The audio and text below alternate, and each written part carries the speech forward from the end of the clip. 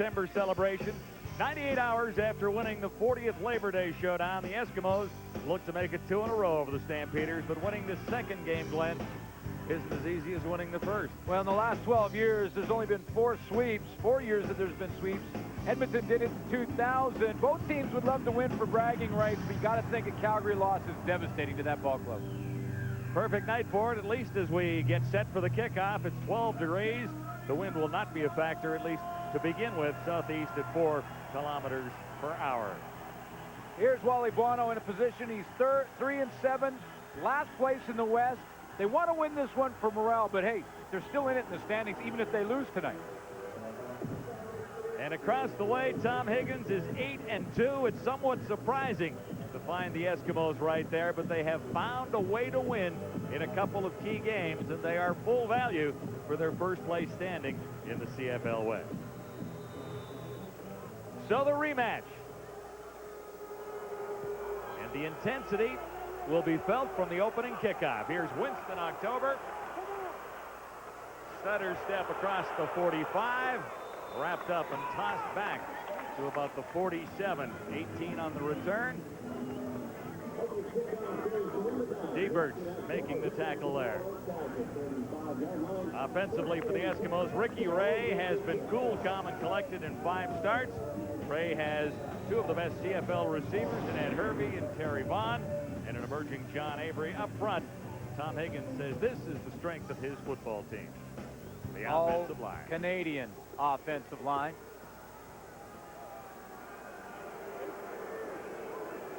Eskimos beginning at the 39.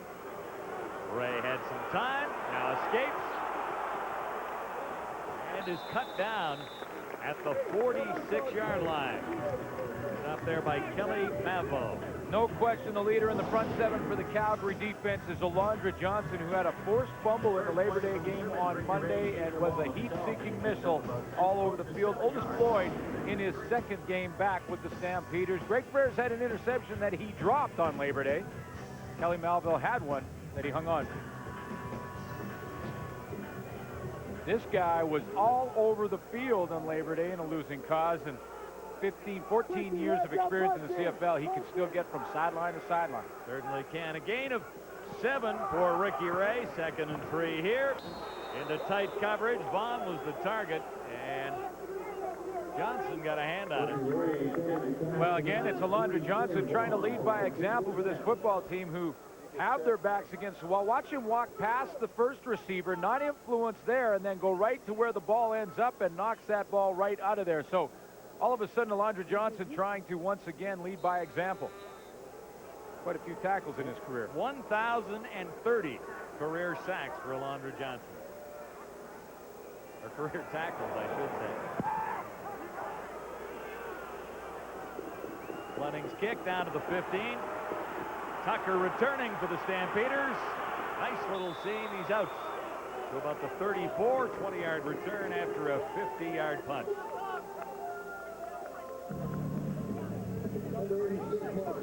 Marcus Crandall has been missing some of the magic so far in 2002, although it's not all his fault. Some of his receivers have been dropping the football. Don Blair had a good time last week. Travis Moore has a good game every game. The other key is in the backfield. Up front, it is Jamie Crysdale anchoring the Stampeders offensive line. First down, Calgary, beginning inside the 35. Crandall is on the money. Don Blair, first catch of the evening.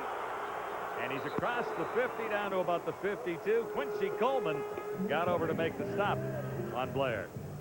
What a game that Don Blair had on Labor Day in a losing effort. Don Blair actually chased Fabian Burt out of the game, who started on the corner for the Edmonton Eskimos. And Blair is at it right again, picking up right where he left off from Monday on the crossing pattern in front of safety Jack Kellogg. Over 160 yards receiving for Don Blair on Monday. Easily his best game in the CFL last week. This is Kelvin Anderson.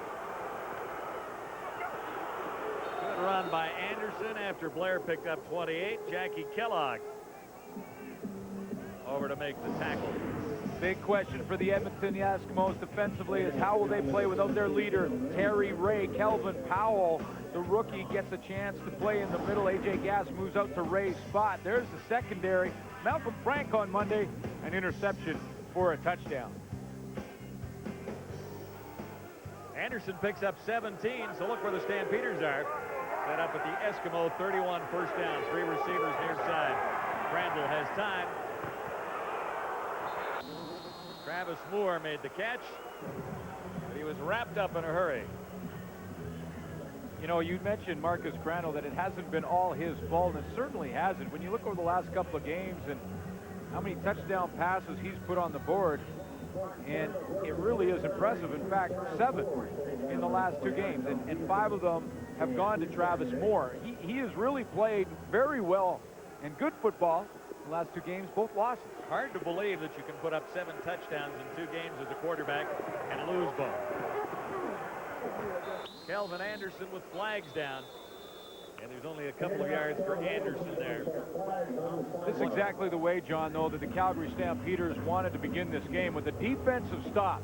The Edmonton Eskimos won the toss, decided to take the football, and I would say the reason for that is to try and jump on Calgary when they're down. Basically kick them when they're down, and that's what they tried to do. Wally Buono got the stop he needed, so Higgins' strategy... Offside, Edmonton, number 97, second down. Higgins' strategy to take the football, try and get the first points on the board, and kick them when they're down, has now backfired. Calgary gets a stop. Their offense moves it down the field exactly to start the Stampeders. And already in scoring range for Mark McLaughlin here anyway, with a penalty against the Eskimos, offside on Kelvin Kinney. Stampeders are looking at second and short, 2nd and 3 yards to go here. Inside the 25, it's Kelvin Anderson. Takes his time, slowed down, and he'll come up a little bit short. Jackie Kellogg made the tackle there, number 5. Big Bobby Singh was trying to pull on that one, and he just couldn't get out around the corner. He just couldn't get his footing, and when he couldn't get his footing, he couldn't be the lead blocker. He's right in here. He's going to loop around here. When he gets to the outside, he tries to get his footing. Watch his little spin move. Now look at it. He's spinning those big wheels in the ground, and A.J. Gass turns him inside. Jack Kellogg makes the tackle. If he gets his footing and can kick out A.J. Gass sooner, that play may have had a chance. Close enough to measure. Appears to be short by about 6 inches. What are your thoughts here? Yeah, I think you go and get it. You're a desperate team. You got to play a little desperate at times, and go ahead and get it. See if you can start this game out with a major. Less than a yard to go. I'd agree with you. For the Stampeders, a team that has won only 3 times so far this season. Everyone's bunched in, and Crandall will have it easily, a first down, as this Stampeder drive continues. Well, it's just amazing when you look at this West Division. I think this game, and a loss in this game for Wally Buono, would be devastating to the Calgary Stampeders, but more from a morale sense than anything else. 3 points separate second place from last place in the West Division. And when you think about that, even a loss tonight, and Calgary is definitely still in it. In fact, they could still host a playoff game. You're absolutely correct. But critical to come up with a victory tonight against the Eskimos and see what falls after that. Kelvin Anderson, tough running behind Bobby Singh and Jeff Pilon. Well, Kelvin Anderson is so important to this offense from tackle to tackle. And on Monday, Wally Buono talked about how important he has been through the history of this football team, and he's working on his 7th consecutive 1,000-yard season, and will get it provided he stays healthy. Yeah, he'll get there. He's at 691 right now. Picked up 5 there. And a sliding catch made by Travis Moore. Be a little shy of the first down. Well, that was a lot longer yard, and I believe Wally Buono will elect to go for the 3 while he's down in here. In fact, it's almost 2 yards, and that's not just a gamble now. That's insanity. You want to get the points when you're in the red zone, which they are. Some call that the 25 and in, some call it the 20 and in, and they're on the 19. Either way, it's in the red zone. Come away with points. Now, Mark McLaughlin on Monday missed a chip shot. from about 30 yards, and when you looked at the outcome of the game, it could have made a terrific difference when the Stampeders had possession late. McLaughlin, no mistake about this one, and the Stampeders score on their opening drive. So a good beginning for the Calgary Stampeders on Wendy's Friday Night Football, the rematch from Commonwealth. Saskatchewan game in Toronto coming up in a couple of weeks. By the way, buddy, have you tried the Fritos barbecue hoops? Yes, they're very good. Oh, they're gold. Winston October returning the kickoff after the Calgary field goal for 21 yards. Now on the sidelines with us tonight, as always, here at Commonwealth, Ken Chillibeck. Thank you very much, John. You're talking about Frito-Lay potato chips. Well, oddly enough, Ricky Ray, this quarterback, young quarterback, just a few short months ago, was actually working for that company. He felt his football career was at the end. He wasn't going to pursue it any longer. Got a job with the company, stocking shelves, that type of thing. Lo and behold, what happens today as a result of maybe a little publicity coming his way, he is actually now a spokesperson for the company, and a hat on the back that says Frito Ray. Oddly enough, it's his nickname. Teammates, okay, and his teammates obviously very happy about it because they're getting a lot of the product, and that's the key. But that's the hat. The Frito Ray, Ray on the back of it. He's got his own hat. Well, okay, guys. He's doing a terrific job and deserves the kind of success he's enjoying here. Nice ball there on the run to John Avery for 13 yards, but this has been a terrific story. Well, 4-1 as a starter for the Eskimos, and if he continues like this and the Eskimos can get to that Grey Cup game, it really is the Kurt Warner story of the Canadian Football League. Absolutely, from Arena Bowl to a major championship. Stocking shelves to a Super Bowl title. Ed Hervey made the catch on another nice pass from Ricky Ray. This guy is absolutely cool under all kinds of pressure. We talked about it earlier. He finally felt the Calgary-Edmonton pressure of Labor Day and survived that at McMahon. And he said it was the most intense game he's ever played in, but he still completed over 60% of his passes. Look at his TD to interception ratio, 3-to-1. Just very impressive, and that's the decision-making process. That interception to touchdown ratio is all about decision-making. If the quarterback drops back, he's got a split second to decide what is forcing the football and what is the right throw to make and the right read to make. And so far, Ricky Ray has been bang on through that process. Back-to-back first downs for Ricky Ray and the Eskimos. Talked about Kurt Warner out of the Arena League, and Ricky Ray ended up back in Canadian football as a result of a former CFL quarterback, Rick Warman, who sent him along toward the Edmonton Eskimos.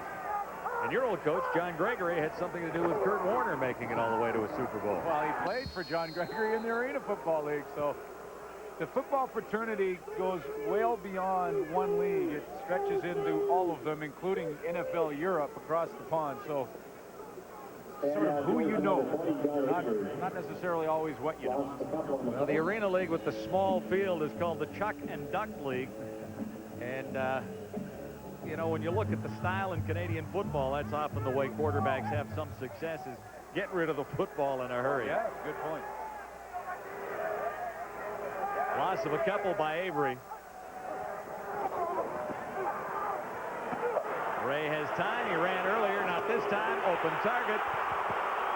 And he'll have a first down with Scott Robinson making his first catch of the night. See, this is the decision-making process that I just talked about with Ricky Ray. He's coming out here initially, and what he wants to do is throw to Terry Vaughn in this area. But Terry Vaughn's not open. So he comes out here, he looks for Terry Vaughn, not there, not there, not there. I'm going to run for a few seconds, buy some more time, and I'll have a receiver slide into the middle. As you can see, Alondra Johnson overruns the play now, trying to get an angle on Ricky Ray. So that's the decision-making process that I'm talking about. Not to panic and force the ball if his first read and his first receiver's covered. And Robinson is well down the list of key receivers to the Eskimos. He picked up 16 yards there. Ray in some trouble here. Looks to the end zone. No. Vaughn was the target.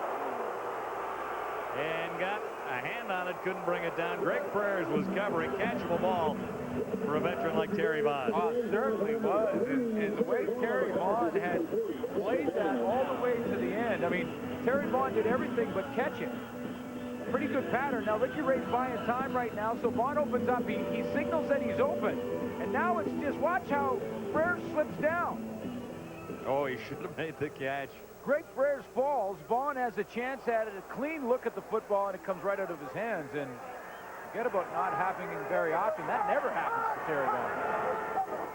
Second down and 10 to go. Another deep toss. Tucker makes the catch. Touchdown. Jason Tucker from Ricky Ray.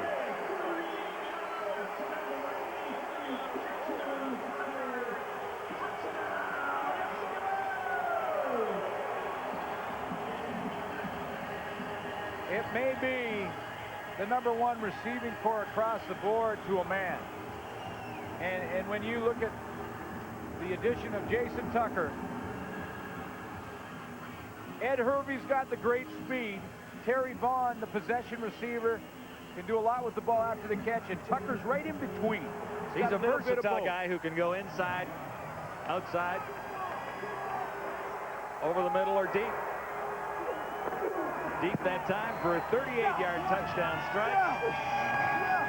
Second touchdown catch for this guy, Jason Tucker. And Ricky Ray has fired another one. The Eskimos are on top.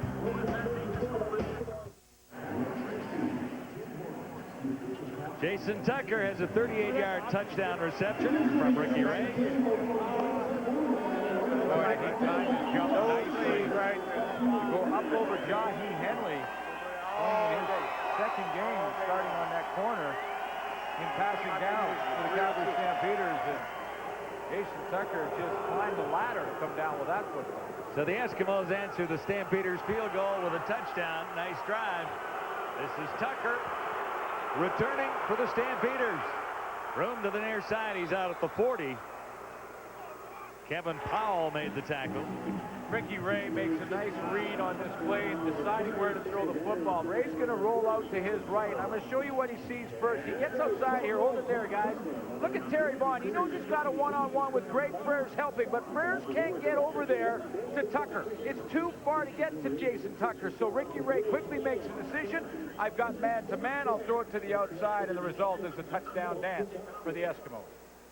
And Ray didn't miss the touchdown toss by much to Terry Vaughn on the previous play.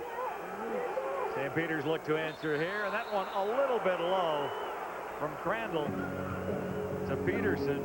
Kamal Peterson was the intended target. Talked about the leaping ability of Jason Tucker, and here's another look at that. And the idea here is to time your jump and catch the ball at the highest point you possibly can. Now, because Jahi Henley was trying to hold down the arms of Tucker, he sort of had to catch it with his arms, not his hands. But that's good leap, good jump for Jason Tucker. Second and 10, Stampeders. Open target. It'll be a first down for Travis Moore. Inside the 45 and stopped there by the ex-Stampeder, Jackie Kellogg. Yeah, and you got Jack Kellogg stepped up and made a nice tackle, or Moore scores because Jerome Peterson has slipped on the play. Here's a one-on-one. Travis Moore, and watch Jerome Peterson. Breaks the outside and then goes down. Now, that's a couple of guys now that have lost their footing out here on Commonwealth, and Jack Kellogg's got a tough open field tackle and a very potent, dangerous receiver in Travis Moore. 26 yards to gain for the Stampeders. Now set up inside the Eskimo 45. Calvin Anderson, right side. Down to about the 35. 8 yards. Remember that one play where Bobby Singh came out to try and lead the way? This time it's going to be Jamie Crysdale, the center. Now he's going to come out and watch him get good footing and be able to get the good kickoff block. Here comes big number 67 around the corner, and as he gets out to the outside, well, Jerome Peterson, a little DB. Yeah, see ya. He's gone. He doesn't have a chance to make that tackle, and Quincy Coleman, the corner, has to come in. He just swatted him out of the way. Bit of a weight mismatch there. Second and 2. Anderson again. And we'll see where they spot this one. He'll be pretty darn close. You know, and the Edmonton Eskimos stopping the run has been so important to them all season long. And Calvin Anderson obviously is the goal tonight. Try and limit his running ability.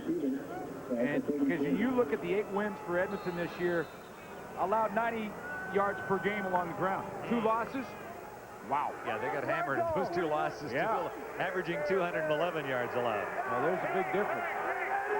Kelvin Anderson with 35 yards already, including the first down on the previous play. He's got it again.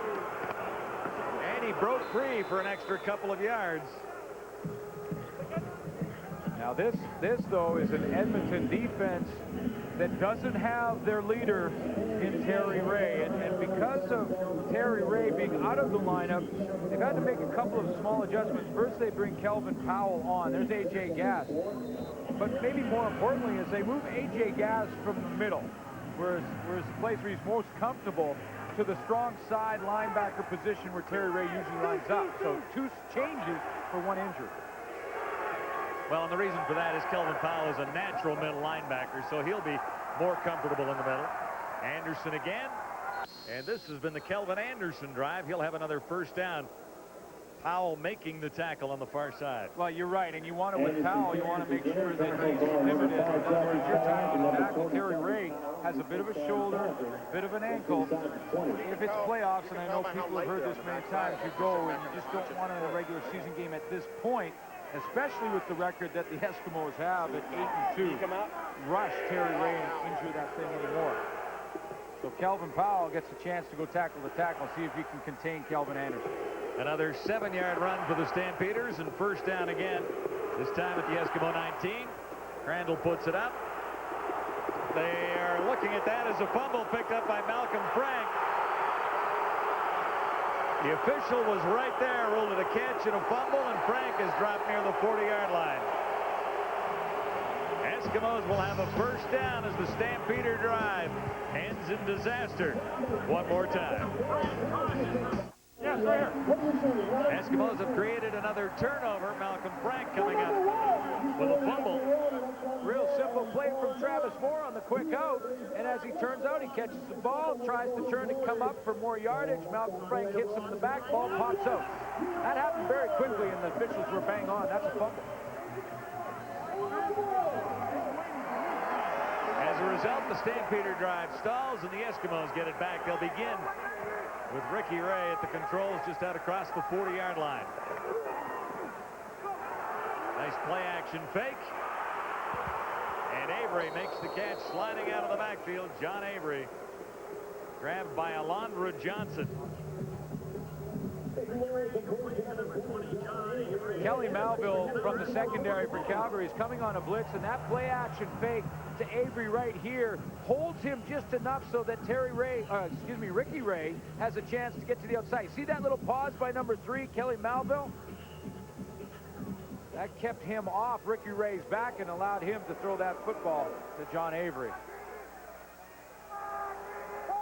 13 yards to gain. Last play of the quarter. Ray on the money again. Hervey made the catch, and he's dropped in his tracks at the 50. Stopped by William Fields, number 29. Stampeders looked very impressive on the last drive, but it ended with a fumble, and the Eskimos are first and 10 again.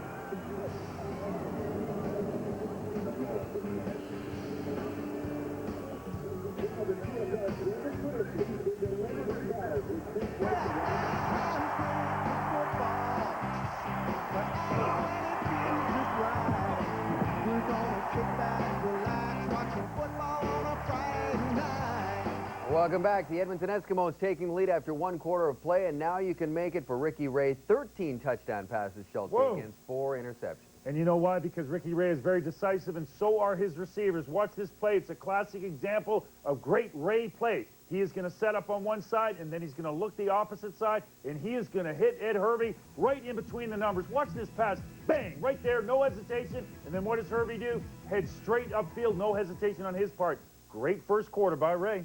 Yeah, speaking of Wally Buono today, he said his football team last week against the Eskimos abandoned the run way too early. Kelvin Anderson only had 12 touches for 40 yards, but they're going to need more plays like this if, in fact, they're going to stay in the football game. Kelvin Anderson doing what he does best. He's had over 1,000 yards for the last, 6 years in a row, working on 7. The man is simply awesome. Well, the Edmonton Eskimos, they have ideas of their own. They want to bury this football team. Speaking to them last week, every word out of their mouth was, we can win 2 in a row against the Calgary. We can bury these guys. And you take a look at the dance right here in the end zone. Whoa. This is burying the Calgary Stampeders. They have got this solely on their mind, Jock, is putting the Stamps away in this game tonight. Well, it's got to send a challenge out there to those boys, huh? That's serious business right there. Now, if they're going to stop Edmonton from putting a licking on tonight, they got to find ways to defend the pass, and obviously Ricky Ray's distributing the ball very well. Now, the one touchdown that Jason Tucker did have, we're going to show it to you right here, is not all the defender's fault. He is taught here to get control of the receiver, and then he wants to turn and make a play in the ball. Jason Tucker does a great job going up and over him before he's able to recover and either get control of the receiver or turn and knock the ball down. Great job of Tucker going up and getting vertical, and a great job by Ray getting the ball in a position so we can catch it. And you guys talked about it in the pregame show. The Stamps are not that far off, but they're just making crucial mistakes at bad times, and we'll see if this latest turnover costs them points as Edmonton is moving the ball again as we join John and Glenn for the second quarter. Commonwealth jammed to the rafters for the back end of the Labor Day home-and-home series between the Eskimos and the Stampeders. Second quarter begins with Edmonton looking at 2nd and 4 around midfield. Terry Vaughn made the catch, and he is wrapped up immediately by 3 Stampeders. So maybe the turnover will not be too costly for Calgary. You look at the numbers after 1 quarter of play. The first down's very close, but Edmonton was able to capitalize on their success with a major, not a field goal. An offensive play is close, and that's why the time of possession. Really only a couple of minutes off there.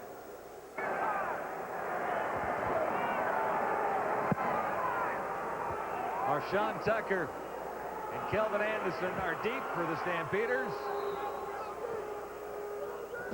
That was Don Blair run out of bounds after a 7-yard return. Number 82, Don Blair, with the championship record. Williams on the return. Henry Williams almost into the clear. How did he get into the clear? He's going to score. Oh, what a flip, too. Just one of the great moments in part 2 of this Labor Day Classic between the Stampeders and the Eskimos. First down, Calgary, and Kelvin Anderson goes for a couple. The Giz, great memories from 1990. In 1991, he ran back 2 for touchdowns. Yeah, and this year, the Giz is going up on the Wall of Fame here in Edmonton, and they're going to put his sign right in beside Warren Moon. So we'll just put right here, the Giz. Right there. That's all you need. And it's in there. And the Giz will be honored September 21st in a game here against the Saskatchewan Roughriders. Second down, Stampeders. Crandall had to move out of the pocket, got it away, and another drop pass. Kamal Peterson couldn't hang on. There's a flag down at the 50. Malcolm Frank, he is reading the mail of the Calgary Stampeders. He had an interception on Monday that went back for a touchdown. He's got a fumble recovery already in this game tonight, and he was right at the football before Kamal Peterson even got there. There's no infraction on the play. Third down. And Malcolm Frank has been doing his homework when it comes to the Calgary Stampeders. Look to the right of your screen as Marcus Crandall feels a little pressure, throws it inside. Frank right there, if he doesn't slip, he's got his 2nd interception in a couple of games against this team. Right. Already a pretty nice evening for Malcolm Frank. And he's having fun. He said, I'm having fun. Should have caught that ball. Back in the CFL after a almost 3-year retirement. So a kicking situation for the Stampeders. Duncan O'Mahony is in, and they're marching off yards against Calgary here. O'Mahony's average 44.5. The penalty was against the Stampeders bench. Objectionable conduct. Don't know if it was Wally or not, but someone over there said something. O'Mahony, pretty nice kick. Winston October from the 35. He's taken one back all the way for a touchdown so far this season. He won't quite get away with it here. Bounced down at the 20-yard line. Nice return, none the same for Winston October. 41 yards as he ignites the crowd at Commonwealth. Tonight is Frito's Pandemonium night here at Commonwealth. I nominate this guy, Glenn, because that is a real tattoo. That's not just a sticker or a paint on. Well, you did your research. You got a tattoo on there. That's dedication. How about these guys? I mean, you got to put them in the mix. Well, one lucky fan will be chosen as tonight's fan of the game, and he or she will receive a trip to the 2002 Grey Cup game right here at Commonwealth. So we're hoping that the winner tonight is from at least the surrounding area, well, so that the trip is worthwhile. Yeah, but even if you're not, you got a nice ticket to the game. You're in the game, and you got the hotel and all it's that. going to be, I tell you, it's probably very likely going to be a sold-out crowd here at Commonwealth, and maybe that guy's the starting quarterback in the game. Frito Ray, you mean? Well, you never know. That's what they've dubbed him. Penalty markers are down. Ricky Ray looks deep. Is this a free play? It's Hervey in the end zone. And he hit the post. Hervey was in behind the cover, waiting for it, and didn't make it into the end zone across the line. It is off the post and came to a dead stop around the 12-yard line. Well, there's a flag down, too. I'll tell you something, though. There's a flag down right around the offside area. Offside, Calgary, number 91. First down repeated. The offside against Tyrone Rogers, so be 1st and 5. But, you know, Ricky Ray, guys, is reading 12 defenders. He's got to make all the reads. And here's the football. And look at the collision course. Football down the middle. Ed Hervey, I got him. Oh, that's the only player I didn't read. So with the penalty, it's 1st and 5. John Avery tries to find room to the outside, and he's strung out neatly that time by Otis Floyd. And I'll carry John Avery. Well, Ricky Ray's had 5 starts and is climbing up the list. May not catch Kahari Jones, but certainly could get up into 2nd place in a hurry. 13 touchdown tosses. The better statistic, though, when you really look at it, is just the 4 interceptions. That ratio. The ratio is what has really been impressive. And Ricky Ray's 4 wins in 5 starts as an Edmonton Eskimo. Going deep again to the corner, and a little too far for Ed Hervey that time. Trying to get Ed Hervey involved deep. That one on the post pattern to the middle where it actually hit the post. And when you call a post pattern, that's not what it means to throw it and hit the post. This is called a corner pattern, where now he comes down and goes to the corner of the field. It's pretty simple football in the terminology. Post, run to the post. Corner, run to the corner. And Ed Hervey's going off to the corner. Now, Edmonton is trying to get him involved deep because he has been very, very quiet in the last 5 games. He started the season against BC because of a foot injury. He had 129 yards in that game and has had just over 150 since then in 5 games. So it's Sean Fleming stepping in, hitting on 84% of his field goal tries, and he's got that one right down the heart. So add 3 more to the Eskimos total, and that's where it stands at a sold-out Commonwealth Stadium so far tonight. Wally Blunt on the Stampeders won this Labor Day rematch last year, and that propelled the Stampeders onto their Grey Cup championship. Marcus Crandall leading the way, of course. He was the Grey Cup MVP, but he hasn't been quite the same so far in 2002. So Crandall looking at a 1st down. And Kelvin Anderson is wrapped up in a hurry. It hasn't been all Crandall's fault, but he has struggled at times, according to his head coach. Number 93, Steve Sharp. You know, Marcus, like I said, is no different than anybody else.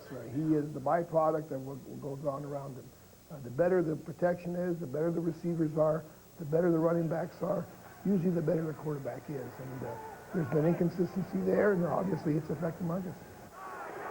And again, Crandall looks at 2nd and 10. Puts it up. Another drop. That case in point right there. And Scott Reginbald dropped that one. And when you're looking, the quarterback will always take most of the blame when the team struggles. This play is executed perfectly by the quarterback, Marcus Crandall, who reads the defense. He sees Singor Mobley drop way out of there to his right, and he knows that the throw is the checkoff man right there. But the checkoff man doesn't catch the football, and Scott Reginbald, you know, he's over there on the bench saying, yeah, it's my fault to his quarterback, but at the end of the game, the quarterback takes the heat. And that's, I think, what Wally's talking about. Well, and it looked like there was potential for 10 yards there on a first down to keep this drive rolling. Easy. O'Malley. Not quite as deep. This is Winston October. And he won't have a play on that one as it trickles out inside the 20. First and 10, Edmonton coming right up.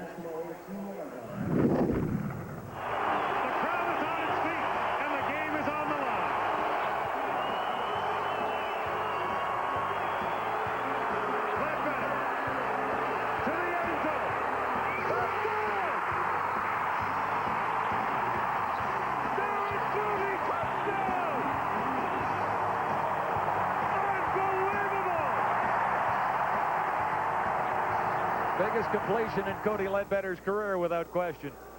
There has been some magic in this game. There is no question about that over the years.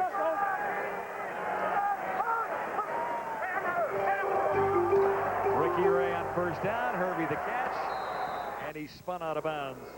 You know, and Felix was covering. You know, I mentioned Ed Hervey and how in the last 5 games he struggled. The foot isn't 100%, and when he described the foot injury to me, he said that it's sort of like, you know, when you're running or you're out with your jogging shoes on, and it feels like you have a nice big sized pebble in the heel of your shoe. And everyone knows how painful and uncomfortable that is. Well, that's what he goes through in every step, and you can see the numbers, how different they've been in the last 5 games. He did pick up 6, 2nd and 4, and Hervey will turn it into a first down. Catch on the out pattern there, again in front of William Fields. Now Ed Hervey, John, has tremendous speed. He can get up on top of a defensive back in a hurry. But if Ed Hervey keeps running plays like this, and these are just simple, quick out patterns, see William Fields comes out of his break, comes downhill on Ed Hervey. Now, that's 2 in a row for Hervey, and that's really setting William Fields up for the next time when he does go deep down the field. Couple of short ones, get you creeping up, and then bam, I blow by you. Yeah, a little hook and go, and you're gone. And Hervey has the speed to burn a lot of defensive backs in this league. To the far side, it's Tucker who has the touchdown catch for the Eskimos, and they'll have a first down on the far side of the field. Jason Tucker, play action from Ricky Ray. Well, when you have John Avery going pretty well, which he has been in the last couple of weeks, 2 weeks ago, John Avery having his best outing at first 100-yard game. That play action from Ricky Ray means a whole lot more to the defense. See, watch how the defensive line hesitates here. Tyrone Rogers sees the play. They got to lean there to John Avery, and it takes them out of their pass rush mentality. Ray, a nice solid outing so far. 8 of 11, 108 yards and the 1 touchdown. Little pressure there, and he had to unload. Hervey was the closest receiver, but it was fairly clear that Ricky Ray threw that one away. Well, it was incomplete, but Tim Princeton saved his quarterback, and it's a play that doesn't go in the stats, but it's a center that picked up a halfback blitz from Kelly Malville, slid over there and took him. If he doesn't block him, Malville tattoos Ricky Ray in the middle of the back. Those ones don't go in the stats book, but I guarantee you the quarterback looks at the film and says to the center, hey, thanks, buddy. Oh, you won there? Saved me there, yeah. Eskimos are 2nd and 10. Not much of a rush. Avery has it sliding out of the backfield. He'll turn it into a first down. Gain of at least 14 yards as Prayers came over to force John Avery out. And they haven't used Avery a great deal tonight. Now there's a flag down. Terry Vaughn was very close to a clip on Willie Fells. Willie Fells was trying to come over there and cut John Avery off. And I thought Vaughn was very, very, very close to the clip. Now I'm not sure if this will be the call.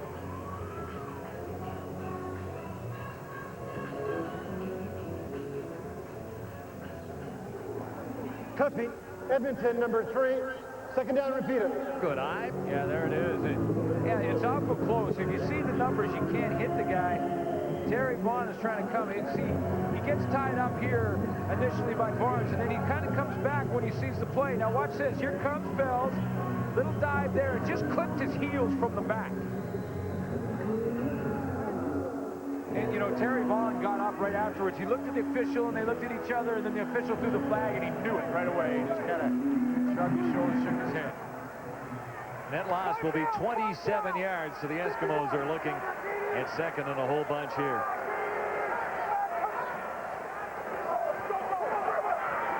Ray has time, looks deep. Hervey is the target. He missed him by 3 yards. And again, William Fields was with Hervey. I've counted 4 times now that Ricky Ray has tried to go downtown to Ed Hervey. Now, they haven't hooked up yet. There was the post pattern that hit the post. There was the corner that was thrown out of bounds, and then that one about 3 yards beyond Hervey. But what a stride Ed Hervey has. I mean, and he puts it in second gear, pebble in his shoe or not. Boy, he's got some get up. He really is a joy to watch at full speed. Fleming puts it high. Stampeders will gain in field position here. Marshawn Tucker for Calgary, no yards. Will be the call. We'll take a break at Commonwealth. It's the rematch, the Stampeders and the Eskimos from Labor Day Monday. Back live at Commonwealth, it's sold out because it is the second game in Alberta this September. The rematch of Labor Day from Calgary. First down, Stampeders with good field position here as a result of the exchange. And Don Blair makes the catch. He's more than halfway to a first down.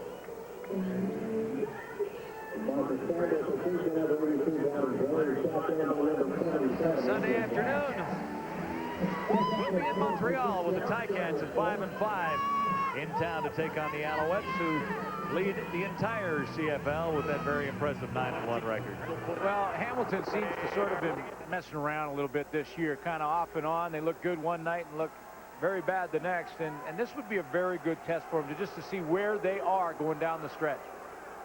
Marcus Crandall on 2nd and 4 hit a Stampeder right between the numbers. Yeah, but his back was the wrong way. Yeah, it was a 6 and a 2. Now, if it's a 2 and a 6, or if it's an 8 and a 2, or an 8 and a 3, it's no problem. But 6-2 is ineligible no matter which way you you hit him. Look at those numbers, and he put it right between Bobby Singh's numbers. We've seen a football from Ricky Ray hit a goalpost, and now we've seen a football from Marcus Crandall hit a oak tree. Bobby Singh at 350. 350 pounds. He didn't even feel that ball bounce off him. Mark McLaughlin good on 16 of 22 coming in. His longest 48. This will be spotted at the 45, and it's ugly.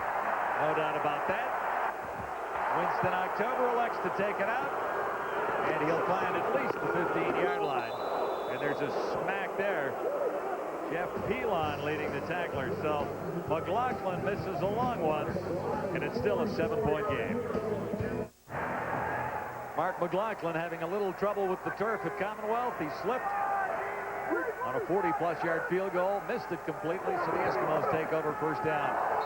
And there's another slip there as John Avery goes down. Well, the footing has been a bit of a problem for both teams in this game, and you're right about McLaughlin. He sort of was very hesitant when he went in for that field goal, and you saw John Avery slip there. McLaughlin slipped a bunch in warm-up, so it's probably in the back of his mind, and it really affects the kickers on those longer attempts. Found it strange to hear Tom Higgins talk about John Avery yesterday and say that he is learning to run on grass. I mean, he's a turf kid, right? He's run on turf, and he's a lot more comfortable on turf and learning about running on the real stuff here. Avery made the catch, and he'll be stopped short of the first down. It was second and a bunch, 2nd and 14 for the Eskimos. So the Stampeders will get it back quickly with just over 5 minutes to go in the first half. Well, John Avery's getting used to a few things here in the Canadian Football League, and talk about him being a better turf player. He also has to get used to the 20-second huddle, which has been something that, you know, you really can't train for as a football player. You have that 40 seconds in the NFL, you get a chance, or 45 seconds in the NFL, you get a chance to walk around a little bit. You can't train for it until you actually play a few games. Big charge. Fleming got it away. This is Marshawn Tucker waiting for it for the Stampeders. There'll be no room this way and no room that way. 2 yards on the return as he stopped in his tracks at the 51. Justin Ring leading the tacklers there. Here's Ken. Thank you very much, John. Every year, this is one of the largest crowds in the CFL, and this year certainly will not be any different. Apparently, they've still got people outside waiting to buy tickets. They don't have enough tickets. It's a sellout. Somewhere in the vicinity of about 57,000 on hand for tonight's game. Incidentally, talking about the field conditions, I talked to Sean Fleming. He said it is very packed, it's very hard, and there is some problems with the field right now because of the soccer competition last week. Interesting thoughts there. And Kelvin Anderson close to a first down. He's got at least 9 yards. It'll depend on where they spot the ball. This is always a great place to be for the rematch. And it's a great promotion. This is the game where the kids get in for free and you get a chance to expose the Canadian Football League here in Alberta and Edmonton to some of the younger generation, get them fired up about football. And with all the magic we've seen in this rematch, it really does work well as a promotion. Second and a couple, and Anderson will have the first down. Kelvin Anderson stopped by Singor Mobley, and he has 67 yards on the night. 11 carries so far. That's the good news for Calgary and their fans, because when Kelvin Anderson gets 100 yards rushing, the Stampeders win. That's gone through the history of Kelvin Anderson's tenure here in Calgary. 6 straight 1,000-yard seasons for Kelvin Anderson, and he's on his way to number 7. Crandall with time, and he one-hopped that. Travis Moore was the intended receiver. But Moore tried to put the brakes on to come back to that ball, and you can see where the footing becomes a factor again. Watch how he puts the brakes on, a little move there, back to the middle, and then I put the brakes on. Whoa, I'm going down. And again, I believe it was Malcolm Frank had his hands on that ball. Usually the receivers, when the footing gets a little sloppy, a little slippery, the receivers have a bit of advantage, although it hurts the running backs, the ball trying to make the quick cuts. But defensive back has to hesitate and wait before you decide as a receiver. Stampeders looking at 2nd and 10. Crandall shotgun. And another receiver is down on the turf near the 30-yard line. That was Rob Johnson. Couldn't keep his footing right there. So the 3-minute warning is here. It's a 7-point game with the Eskimos on top of the Stampeders, 10-3. Well, we're still waiting for the fireworks in this rematch, but it's been a good game so far. Lots to talk about it at halftime. And to talk about it, there they are, the smiling faces, ready to go. About 3 minutes away. Boys will break it down for you now. There's another long field goal attempt from McLaughlin. Watch that footing. If he hesitates to this ball, it's not going to make it. McLaughlin will have it spotted just inside the 50. They fake it. Kelvin Anderson tries to turn it into a first down and comes up short. Alfred Payton was there waiting for Kelvin Anderson. A little pitch forward on 2nd and 10 or 3rd and 10. Designed play for Kelvin Anderson to come underneath and take this, and it's Alfred Payton who's going to chase him down. He's going to slide through here and try and get it on the fly. Don Blair, the holder, looks down and then tosses it forward. See, but if Kelvin Anderson can cut immediately, if this is AstroTurf, he makes 2 cuts before he hits that hole. I'll show you where they are. Here he comes. Down goes the ball, little fake forward. That is the hole right there. But Kelvin Anderson can't get to that hole because of the footing. Turnover gives the Eskimos a first down at the 37. Ray has Hervey, a beautiful pass, nice catch. And Hervey has substantial yardage out near the Calgary 45. They finally hooked up on the 5th attempt to Ed Hervey deep. Boy, this was pretty, Glenn. Well, they go post, they go corner, back to the corner. This is Ed Hervey down the field, going to the sideline, watch the ball drop in the bucket. Bam, double coverage, and that ball had eyes. He almost ran the tightrope there. 28 yards to gain for Ed Hervey, and that was just a lovely pass from Ricky Ray. Eskimos at the Stampeder 45, first down. Ray hit from behind as he let that one go. Kelly Malville has come on a bunch of blitzes, and this time they send Jason Bray. Kelly Malville has been picked up, and I think what's happened is the offensive linemen now have started to look for Kelly Malville to come, and this time they come off the edge from the opposite side with Jason Bray. So they switch up the personnel. The offensive line don't pick it up in time. It's been Tim Princeton saving the quarterback's backside. Bray gets there before Princeton can. That'll force the Eskimos into 2nd and 10 at the Stampeder 45 into the final 2.5 minutes now. This is a major down for the Stampeder. Stampeders looking at this situation. Well, it's a huge play for them because there's 2:26 left. They go down now 17-3 at halftime, and that's a huge hole to come out of. They can get a stop, force at the very least, a long field goal attempt. And we know we've talked about the footing, and that affects Sean Fleming as much as it does Mark McLaughlin. Then they've got a chance for some momentum. This is a big down. It is 2nd and 10 Eskimos at the 45. Ricky Ray back from the chat on the sidelines. Here's the heat. Ray got it away just in time. And Terry Vaughn makes the catch at the 40, but he'll be short of the first down. Greg Frères wrapped him up almost immediately. Well, they sent the entire blitz with Gillette. Look at this. Everybody up front for the Calgary defense, and they're coming. And that left Greg Frères in a one-on-one with Terry Vaughn, and the former Simon Fraser grad comes up with a huge tackle in the open field. Hey, congratulations, Simon Fraser, moving on up. Yeah, they to the play CIS. Well, Simon Fraser will host Alberta tomorrow night, Swangard Stadium. First game for Simon Fraser in the CIS conference. Yeah, that's great. That's cool. They're in Canada now and playing the CIS. So congratulations to SFU, and their grad just made a play. Sean Fleming has it.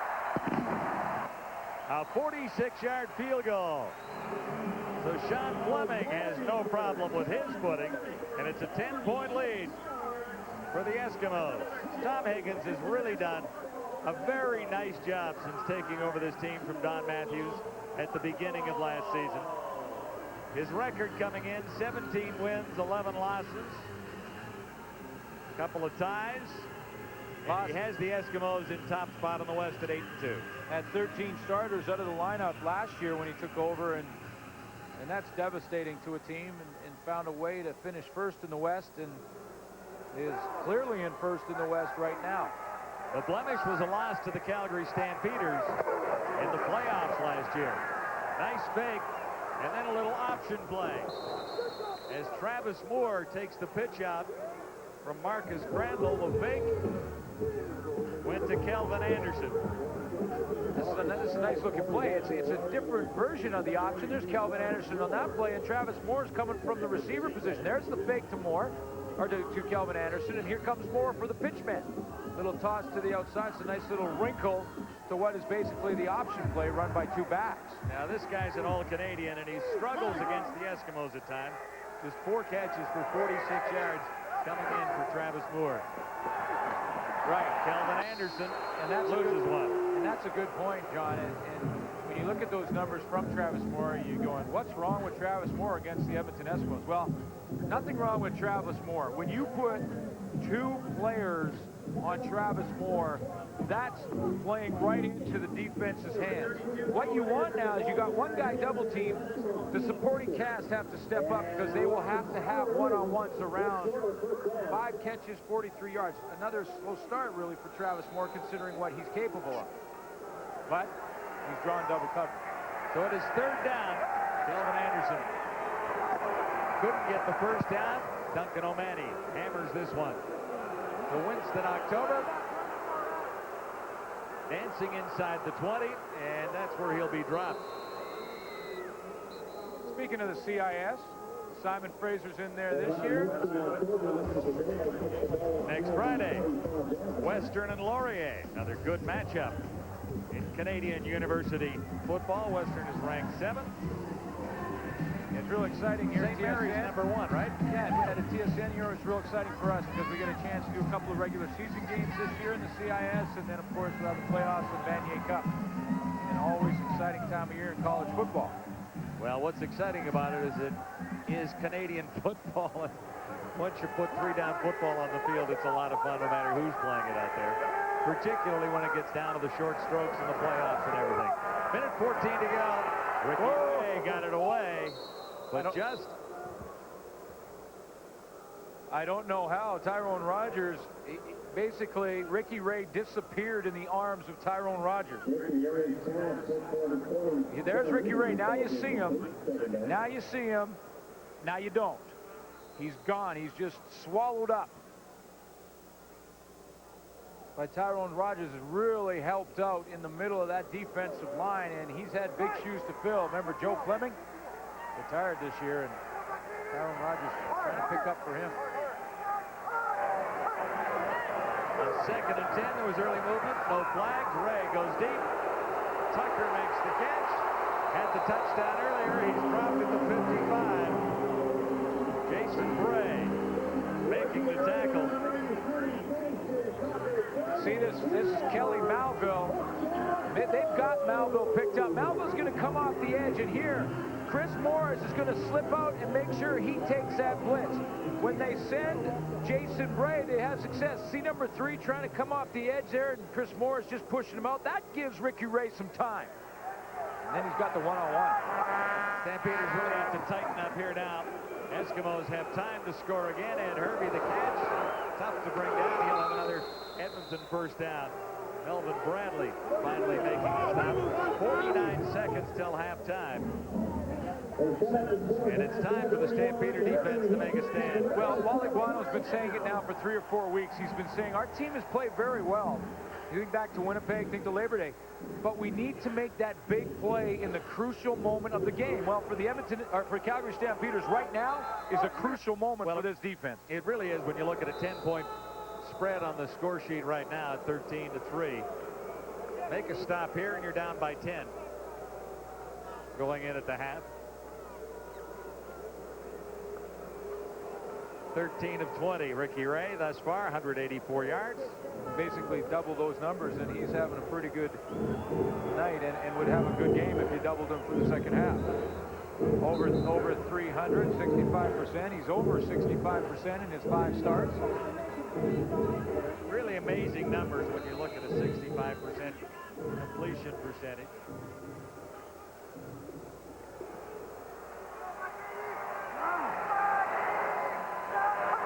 First and 10 for Ray. And the Eskimos got it away, makes it complete. John Avery will turn this into a first down. Great speed, tough to bring down. Ron, when you talk about completion percentage, 65% is outstanding for a veteran in this league. Like, those are numbers, and I can't emphasize enough. And look at the patience from Ricky Ray to dump that ball out of there with pressure all around him. You get over 65%, and you're facing pressure like this, and you're calm. You're not even 23 years old yet. And look at Ricky Ray just hanging in there. Bombs dropping all around him. Avery picks up 19. Eskimos at the 25, first down. Half a minute to go. Malville. Kelly Malvo. Wow. Puts the hit on. Malvo on Ricky Walters. And Ricky Walters is shaking off the cobwebs.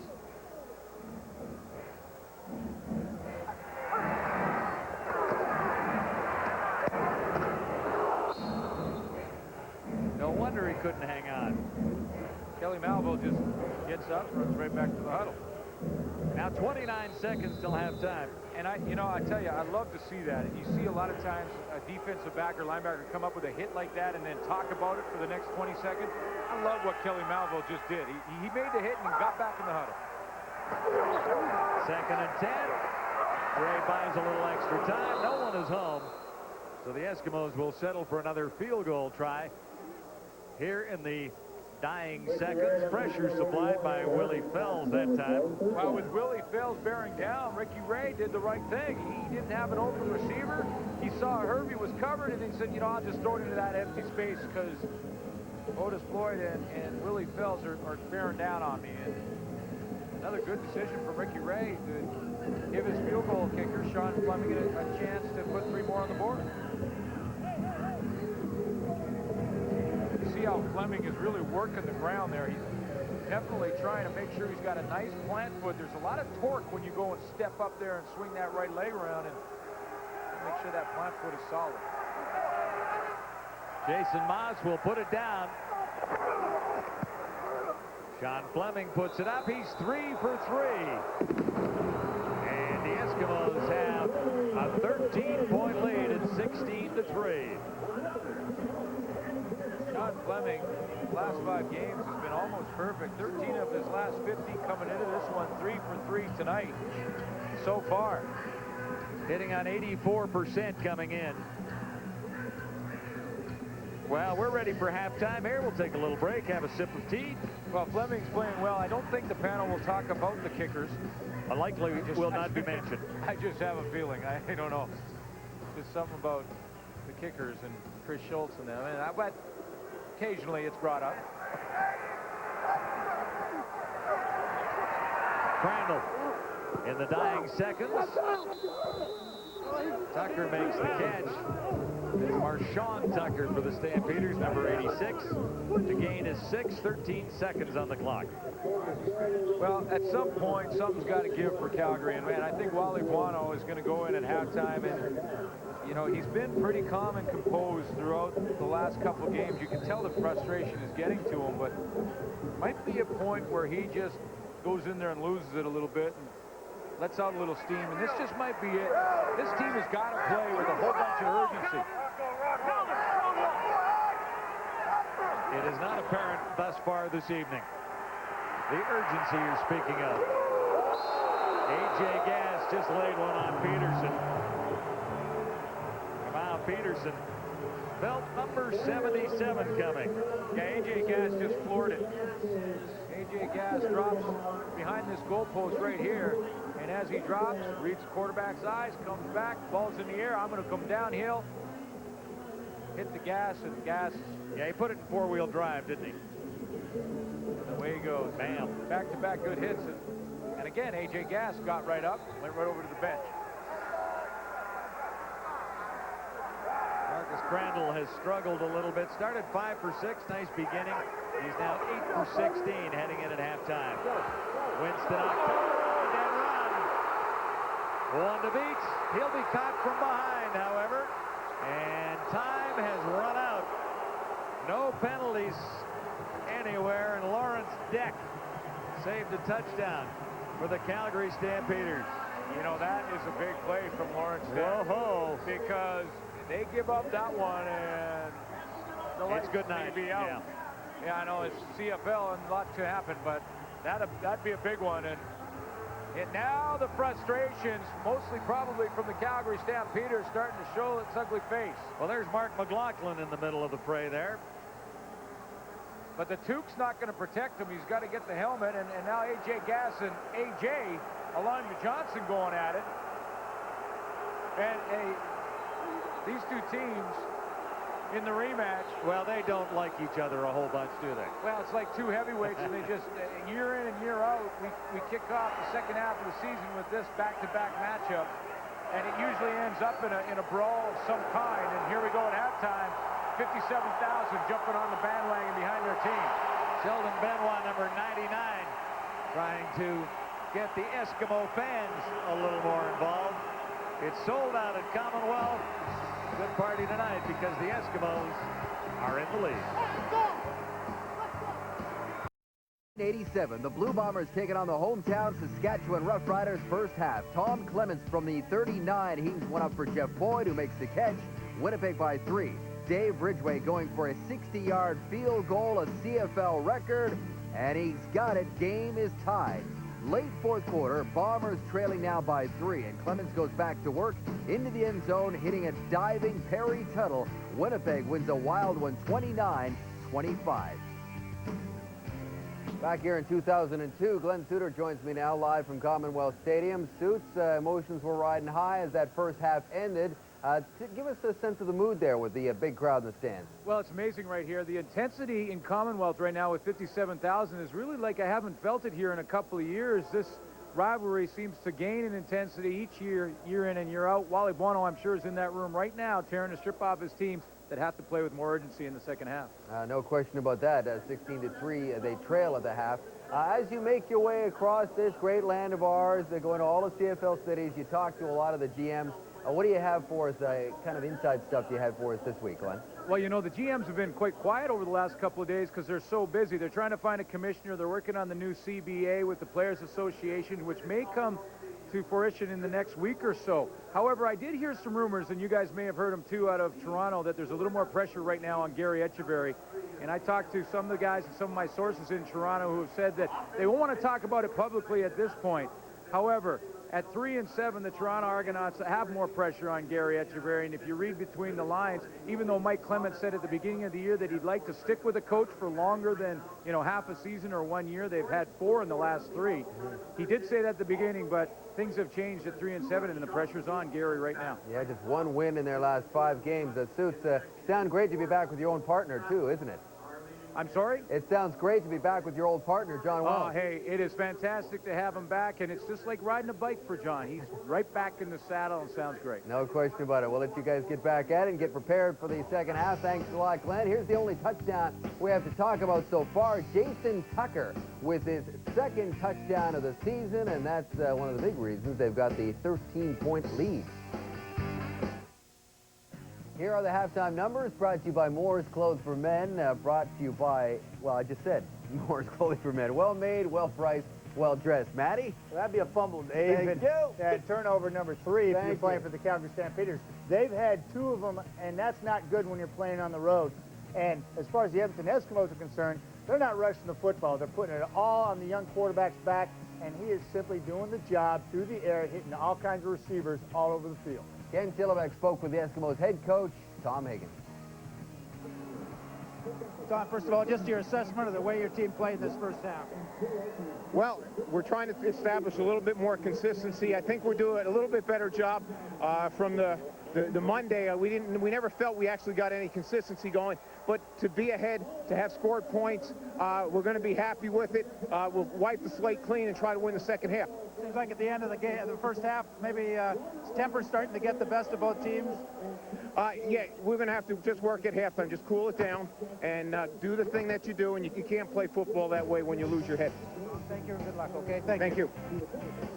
This guy rarely loses his head. The rookie, Ricky Ray, passing another test so far, but we've got another whole half to go on Wendy's Friday Night Football. So far, Tom Higgins and the Eskimos have the upper hand in this Labor Day rematch. Let's bring in Ken Chillivack. Coach, obviously only 13-point spread right now. Game very close. What kind of adjustments does your team have to make in the second half? Well, I don't know that we have to make adjustments. Offensively, you know, our quarterback has to step up. Our offensive line has to get us first downs. And we got to stop putting the ball on the ground when we're doing it. So, I mean, right now, their rookie quarterback is making us look good. Bad, actually. What about the emotion of the game? Certainly start to maybe get away at the end of the first half. Any concern about you know, what might happen in the second half? No, I think, like I say, that's one player taunting another player. If the officials were on the field, that never would have occurred. So I don't think that's a big deal. Well, thank you. Marshawn Tucker returning for the Calgary Stampeders. The second half is underway, and Calgary begins with great field position. Out near the 55, he goes down after a 46-yard return and really just lost his footing. Wally Buono said it. He was straight up about it. He said when you compare the 2 quarterbacks, their rookie, Ricky Ray, is making us look bad. And he talked about Marcus Crandall having to step up in the pocket, and if that offensive line are not doing their job, it's tough for a quarterback to step up, because when he steps up, he steps into the arms of the opposition. Well, we'll see what field position could do for the Calgary Stampeders as they begin right at midfield. Nice play action fake by Crandall, and he's got a completion to Rob Johnson, who didn't make a catch last Monday at McMahon against the Eskimos. No, he did not, and he slipped on his only attempt here tonight in the rematch. Picks up 5 there, Glenn. He's got the great average at 20.2, a couple of touchdowns, but you mentioned it, in a big game on Monday, he was blanked. And that's the first one tonight. We talked about Travis Moore being double-teamed. Rob Johnson becomes more important. 2nd and 5. Calvin Anderson turns the corner and will turn that into a first down out across the 45. Boy, this field must be very slick, because the players are running on it now really like they run on Commonwealth in November when it starts to get icy. And Calvin Anderson just cannot make the cuts he wants to make. We've seen John Avery go down a couple of times on his own. The only guy that it's not affecting is Sean Fleming. He's got it figured out somehow. Anderson actually comes up about half a yard shy, so this is 3rd down. Stampeders in a situation where they have to gamble, and they'll get the first down. No penalty markers anywhere as Crandall carries and keeps this opening drive alive. This Edmonton defense loves to play at home. I mean, this is a defense that this season, you talked about the record off the top of the show, that they haven't lost in Alberta all year. They're 7-0. But this defense really bears down when it comes time to play here at Commonwealth. Look at the difference in net yards against. 355 on the road, 259 when they get here in Commonwealth in the 5 home games. They just shut the door on team. Stampeders, nice opening to the second half. Anderson spins out of trouble and grabs better than 5 yards. Donnie Brady over to make the tackle, and really extra effort by Kelvin Anderson really made a difference on this play. Well, I found it interesting that Wally Wano had said that the offensive line's got to start playing better, and really Calvin Anderson on this play is making his own holes. He had nothing at the point of attack. He spun out of that. He spun out a couple of tackles and did this all by himself. Like a gopher out there, digging his way through.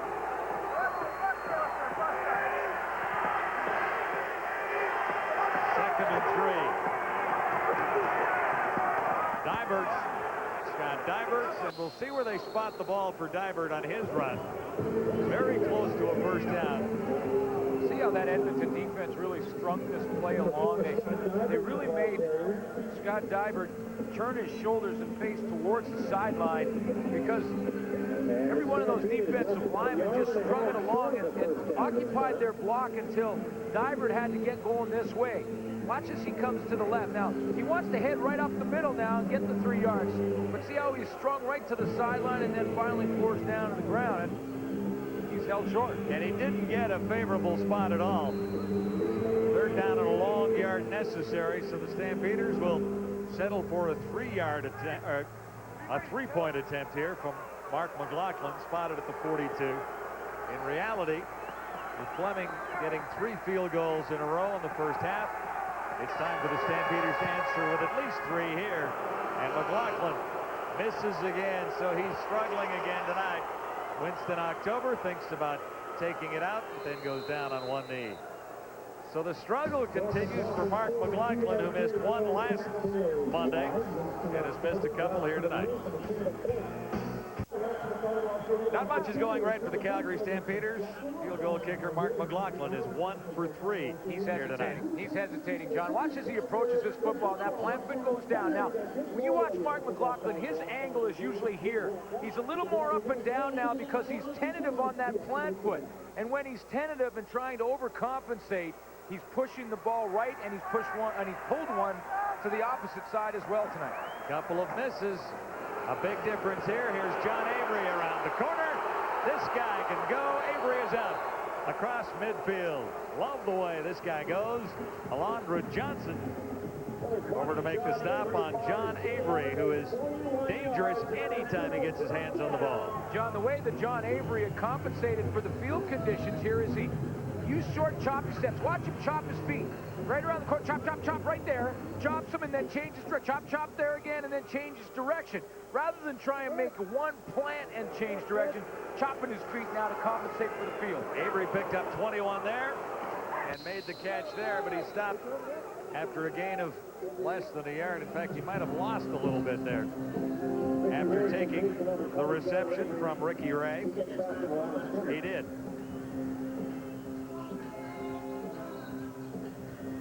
The Eskimos have had a very consistent evening thus far.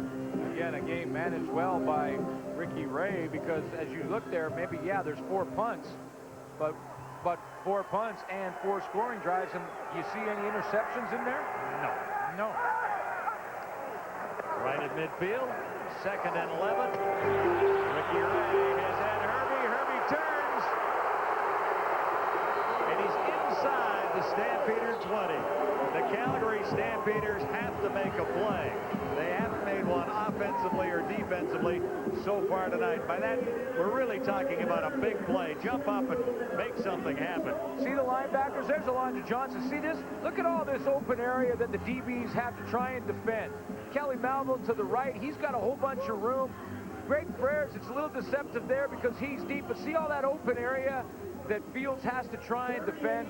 There's just too much room. Right now, Calgary is gambling with the linebackers up in the line of scrimmage, and that leaves Ed Hervey, who's already over 100, in that one-on-one all on the outside on William Field. His 7th catch covered 39 yards, and the Eskimos are set up inside the 25.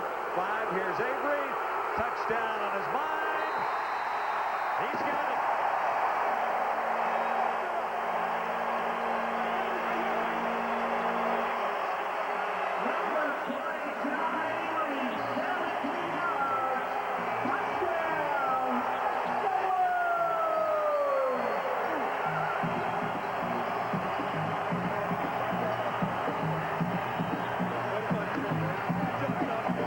A 16-yard touchdown run for John Avery's 4th of the season, and the Eskimos are in complete control now at 22-4.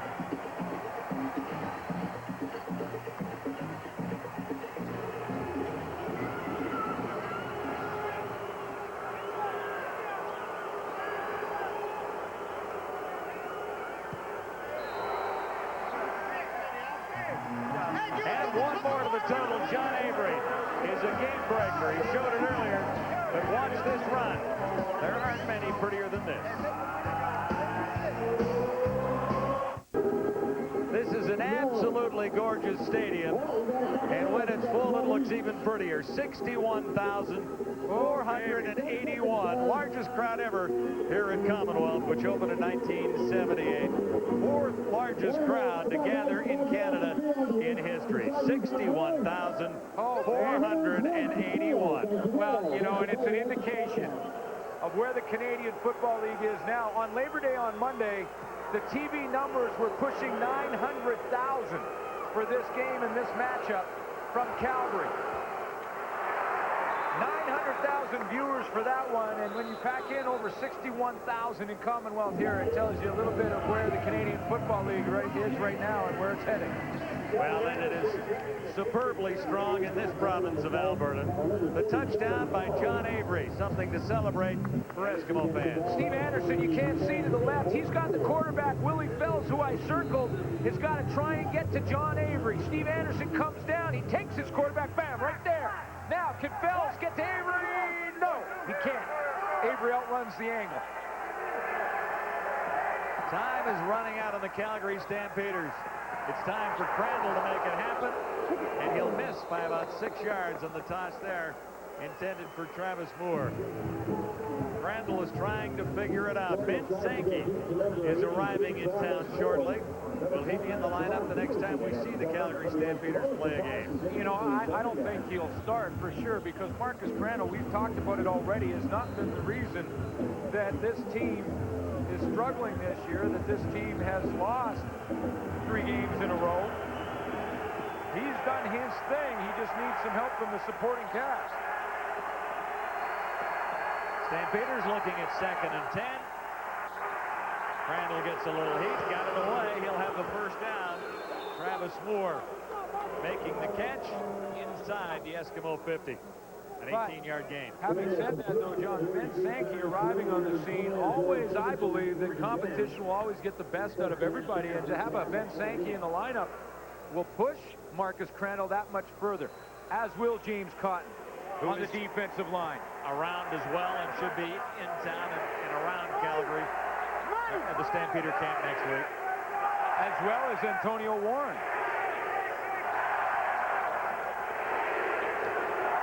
Calvin Anderson. He has run well again tonight, and he's down to the 35. Senghor Mobley over to make the stop. You see, all of a sudden, the Stampeders have a little hop in their step. You know, a nice throw and catch there to Travis Moore. Kelvin Anderson's running hard. Of course, he has all night, but a couple of holes over there for Kelvin Anderson from the offensive line. But now the question for Calgary is, did they wait too long to kick it into gear? Well, they've got lots of time remaining on the clock with 7:08 to go, third quarter. It's plenty. It's a question, though, of being able to put the points on the board and stop the Eskimos from adding more to their total at this point. And can they maintain the intensity that they've all of a sudden found on these last two plays? Well, yeah, and what it really comes down to, we've talked about it several times, Glenn, is you need some big plays. You've got to make a defensive stop here. Interception, something to get things going for the Calgary Stampeders. Injury timeout here at Commonwealth. There's the score. The Eskimos are comfortable right now. 2nd and 5, Stampeders out across the 35. Dickinson. Alan Pitts, simply the best. He made the catch, no flags. There's the new CFL record holder. Another memorable moments from the Labor Day rematch. Yeah, and we're going to be on Sunday, Hamilton and Montreal, and Darren Flutie now chasing Alan Pitts for those records. First down, Stampeders, the touchdown toss. It's a beauty, and Peterson comes down with it. Kamal Peterson in front of Frank. And they're spotting it at the 1-yard line. You see how Kamal Peterson did his best Alan Pitts? He must have seen a monitor, saw the highlights, and Pitts goes to the post and did many years for the Calgary Stampeders and came up with catches like this with DBs all around him. And Kamal Peterson comes up with maybe the biggest of the game for the Stamps to get him some momentum, get him in this end zone. And they ruled Kamal Peterson's knees were down at the 1-yard line. Deepest penetration of the ball game for the Stampeders. They have to get 6 here. Flags down as Crandall carries across the line. It is not easy, and there has not been a touchdown indication as yet. Depends on the penalty, too. If it was offside Edmonton, of course, they just reload. Offside, Edmonton, number 26. First down repeated. So they reload. First down over again. Donnie Brady was caught that time. First down. Goal to go. 3 cracks at it from the 1.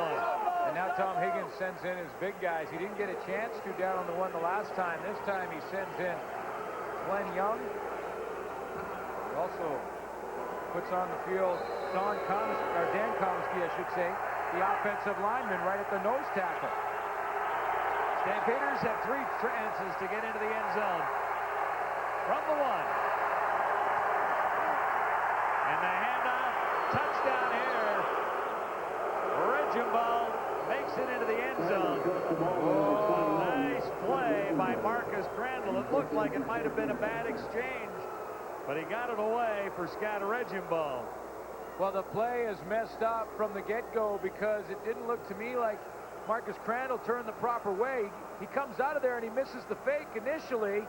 Now he's in big trouble because of the penetration. Somehow he gets the ball up and over to Regimbald, who gets in the end zone. And remember Labor Day on Monday, Marcus Crandall threw to Travis Moore for a touchdown on his back. So a couple of athletic plays, and this Calgary Stampeders now got a little momentum. Well, they really have to answer the Eskimos scoring with touchdowns here. And they have done that with a pretty good drive to open the second half. Stampeders creep a little closer. It's 23-11. Scott Reginbald has a critical touchdown for the Calgary Stampeders. One more look at this one from a yard away. Very nearly called a forward pass. But, it looks like it was slightly backwards, which would make it a pitch or a lateral. And Scott Reginbald, either way, makes a tremendous catch. And here comes the penetration right there. Marcus Crandall has no chance but to jump in the air. Try and get rid of that one on the fly. Somehow they make it happen, and they're back in.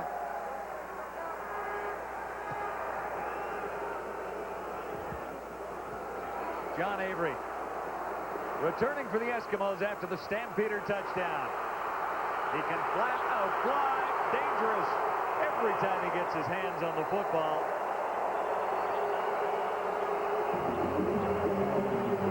Loves to find some room in space and has a 42-yard return stopped by Jason Bray. He is putting together an all-purpose night. We've seen him with that touchdown run on the toss, and now look at the nice bob and weave. And what he did is he just shortened down his strides a little bit to compensate for the field. Now he's taking those little choppy steps when he makes breaks, and it really has his game on track here tonight. Avery has over 100 yards, 111 so far tonight. 1st and 10. Eskimos just inside Stampeder territory.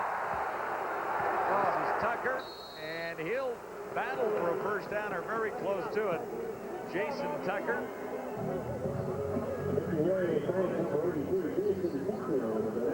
I think it's a nice play there on first down for Tucker and Avery. Now it's Avery time, because now you're inside of, a couple of yards on second down.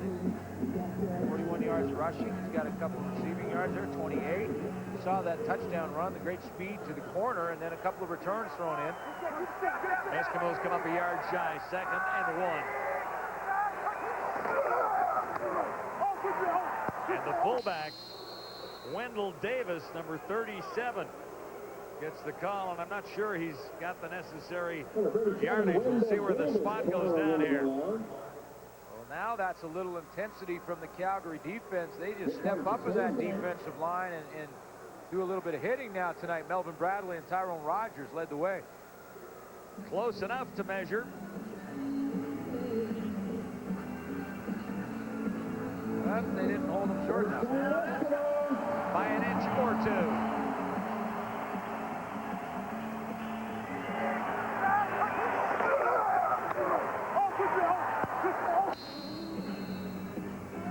Always intense when the green and gold meets the red and white. Well, in any football game at this level, down in those trenches, it's always intense. You can lose a body part and not realize it. Eskimos keep the drive rolling from the 43, first down. Nice play action fake by Ricky Ray. Davis makes the catch. Tough to bring down. He's a big guy. And this guy is having another amazing night. Well, he's making it look easy. Trying to emphasize to fans with Melvin Bradley coming off the side from here and really coming bearing down on him. Ray Conley kind of fades back, like a little fadeaway, basketball fadeaway shot to get it out there to Wendell Davis. Yeah, soft pass for Davis, who, as mentioned, is a big guy, 6'2", 250 pounds. And he picks up 9 yards, 2nd and 1 here. Two receivers to the near side. Avery slipped, but still regains his footing and will find first down territory to keep this Eskimo drive rolling. Willie Fells over to pin him there. This guy has terrific balance, number 20, John Avery. Show you the choppy feet again, too, as he's coming out here. Now a little chop there because he stumbles, so he chops again. Now chop his feet a little bit. See how he shortened down those strides so he could make that turn and get upfield? In the first half, when he went to make that plan, it was one large step, and then he was losing the footing on that one step. Chopping him up now, and now he's chopping up this Calgary defense in a hurry. Ricky Ray sends 3 receivers to the far side on 1st and 10 at the Stampeder 26. from the shotgun. Ray buys time, touchdown toss, wide open. Tucker has his second of the night. Jason Tucker, and that was pretty. Ray set it up all by himself. He had the Stampeders guessing and looking every which way, but the right one. You got to have time in the pocket to do what Ricky Ray was able to do, and that was to move the safety, Greg Frères, who was the only player who had a chance to stop that touchdown, and Ricky Ray, because of the time he had in the pocket, moved Greg Frères right out of the middle of the field.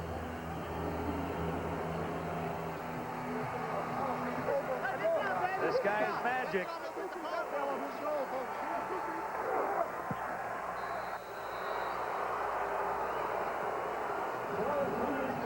The Eskimos have the lead at 30-11, and Ricky Ray has tossed another one, this time 26 yards to Jason Tucker.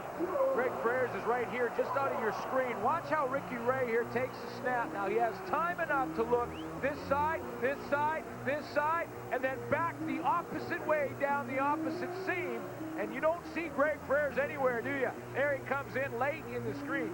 He had to go with Ricky Ray. Here is Jason Tucker, who runs the seam from the front side.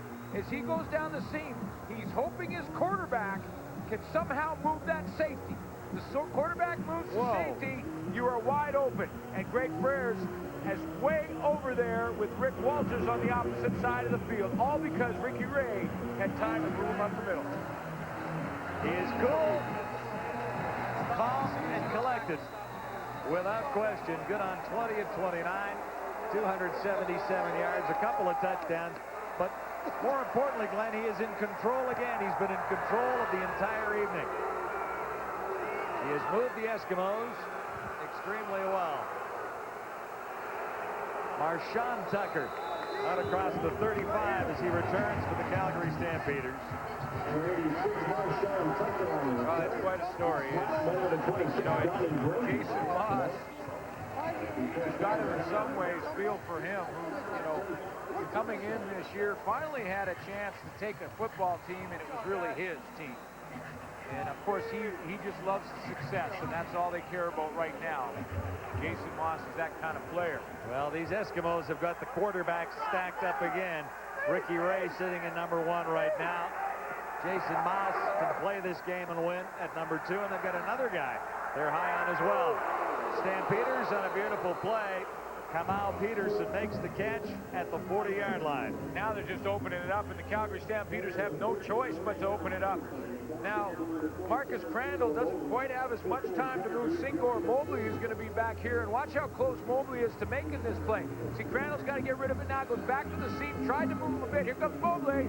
Look out, baby, right down there. If that ball isn't perfect down the seam, Mobley may break it up. Remember, he had the interception on Monday. That was the difference. Late in the game, Mobley set up the victory for the Eskimos, or at least solidified that win. 33 yards there. Looking for more, and the receiver went the other way. It was Travis Moore, the intended target, and Crandall ended up on the turf. Here's Ken Chillebeck. Joining me now is Terry Ray, the injured Eskimo linebacker. Terry, you've been yelling and screaming down on the sidelines. A little frustrating being on the sidelines watching this game. It is, but it's such a good game, and it's game day for me, so I still got the emotion for the guys that are out there competing, man. It's a great thing to see all the fans that came out to support these guys, be part of a record crowd, watch us roll up this victory against Calgary tonight. How's your partner in crime, Singer Mobley, doing out there tonight without you? He's a little bitter at me because he thinks I put the burden of a second job on him, but I told him Calvin Powell will do just fine. We'll be all right. He's got to be the guy that leads our defense, and I have every confidence he'll be able to do it. Thank you very much. Okay, appreciate it. Thanks, appreciate it. Okay. Hey, I'll tell you what, nice guy, but one terrific football player. Could be the best defensive player in the CFL at this point. Well, when you look at some of them, Rob Brown in Montreal. We're going to take this thing and be number 1 and keep being number 1. Hey, we just did the interview, man. Your time is over. Sorry, I couldn't make it tonight. All the seats is taken. But I tell you something, Barrett Simpson in BC, Singor Mobley here, his teammate. I said could be, but I mean, Terry Ray would get votes. Oh, a bunch of votes, yeah. 3rd and 10, Stampeders have to gamble here. They're down 30-11. From the 40. Heat will be on Crandall here. Can he get it away? He does. Completes. And we'll see where they spot the ball. Kemal Peterson comes up with the ball, made the catch near the 30, and I think they'll give him first down territory. Yeah, they should. Forward progress. He was about 2 yards when he actually first caught that football past the first down marker. And this, I tell you, this is desperation time for Calgary, and this is a desperate throw from Marcus Crandall, who really is in big, big trouble deep in the backfield. Kelvin Kenny has got him. Desperation throw. Hope your receiver comes up with it, and there he is. Kemal Peterson makes the catch. Well, he had to know the heat was coming there. A 12-yard gain for Kemal Peterson. And this will be the last play of the third quarter. Stampeders are just inside the Edmonton Eskimo 30.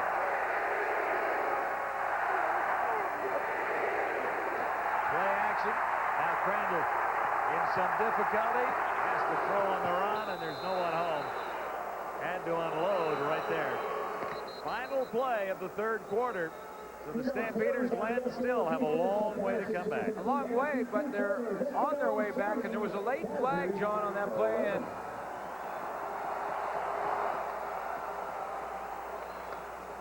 see the call here. You may not be able to end the quarter on a penalty.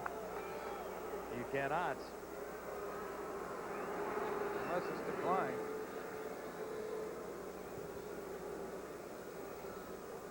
Well, they're walking it off against the Stampeders now. Waving things down. Let's get it Forward official. pass interference. Calgary, number 50. First down repeated. Forward pass interference. Calgary, number 50. Number 50 is Jay McNeil, and Now, where could he have been? well, he had to be way downfield when that ball was thrown, because he certainly isn't the new star receiver in the Stampeders lineup. Although he might do pretty well in the bump and run coverage. Well, at 6'3", 280, he might use those be big a arms. bump and run guy. He'd be the bumper, though, not the runner. Final play, one more time. Third quarter, Crandall. The coverage from Brady was too tight. Donnie Brady.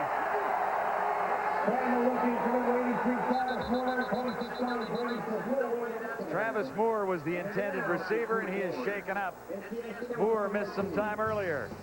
Here's the speedster into the end zone again for the Eskimos. And one more touchdown for good measure with a quarter to go on Wendy's Friday Night Football.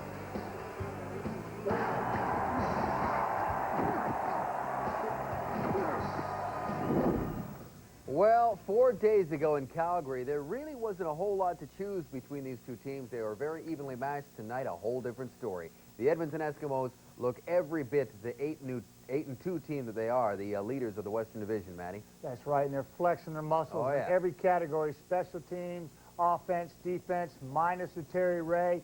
And this man, John Avery, I think was one of the most electrifying backs in the league.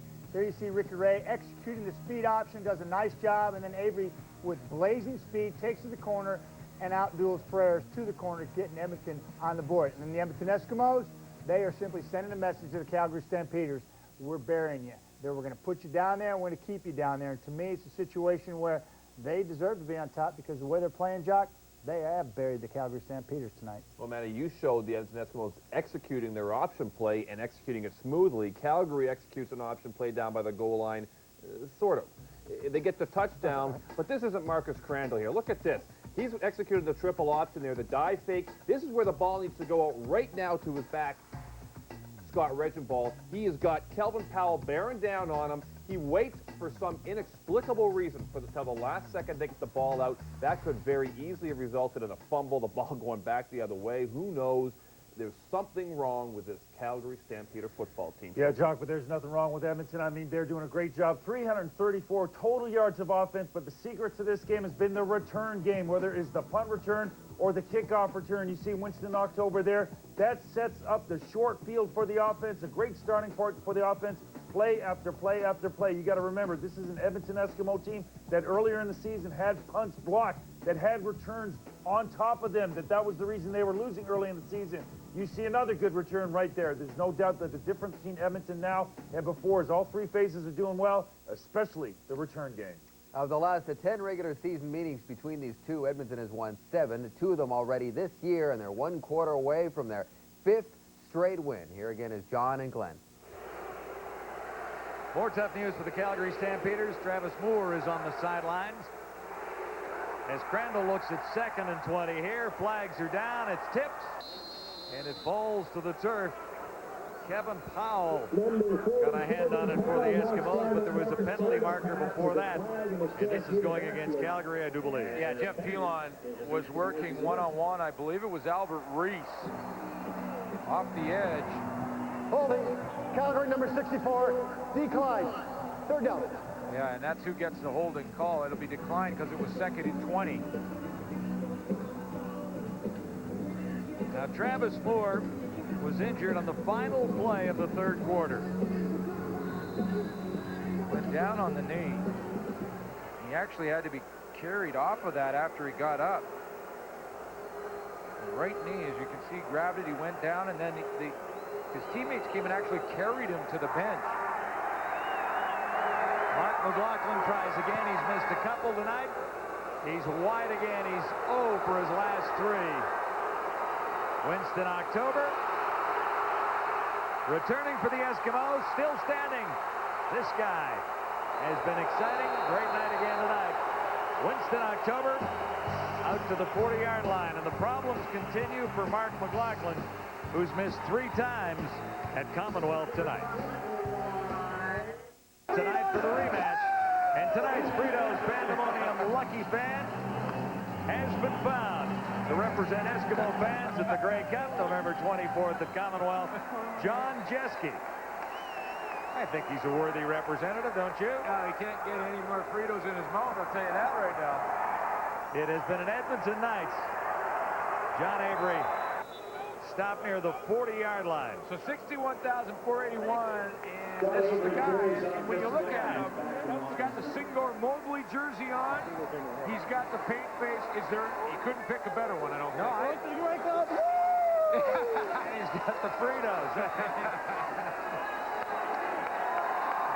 See, now he's won the contest. He knows he can get another bag. There he goes. Well, we have more fans to send to the Grey Cup here November 24th in Edmonton as we continue our CFL tour in 2002. Edmonton fans having a great time tonight. Ricky Ray is on the money again. Rick Walters, huge catch. Greg Prayers had to make the tackle, but Walters was in wide open space and spotted by Frito Ray right there, meaning Ricky Ray. I'm going to give you 5 names that should go down. Edmonton can hang on and win this game, and they're going to be Bruce Beaton, Dan Comiskey, Tim Princeton, Leo Groenwagen, and Chris Morris. Because the 5 up front have given Ricky Ray lots of time back there, and time to do some things. Time to put 312 on the board. Time to put a couple touchdowns in the end zone. And he's not finished yet. Right at 70%.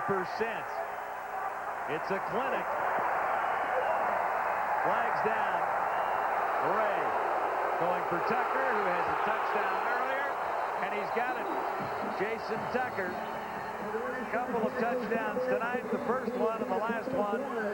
He's down inside the 5, but we'll have to check the infractions with penalty markers down. A couple of flags down, but you know, Tucker makes that catch. And I want to go back to, we heard Terry Ray on the sideline, Ken Chillibeck with Terry Ray earlier, and he mentioned the fans, and we talked about the 61. That's a record, 61,481. Offside, Edmonton, number 13, major foul, roughing the passer, Calgary, number 74, 1st down.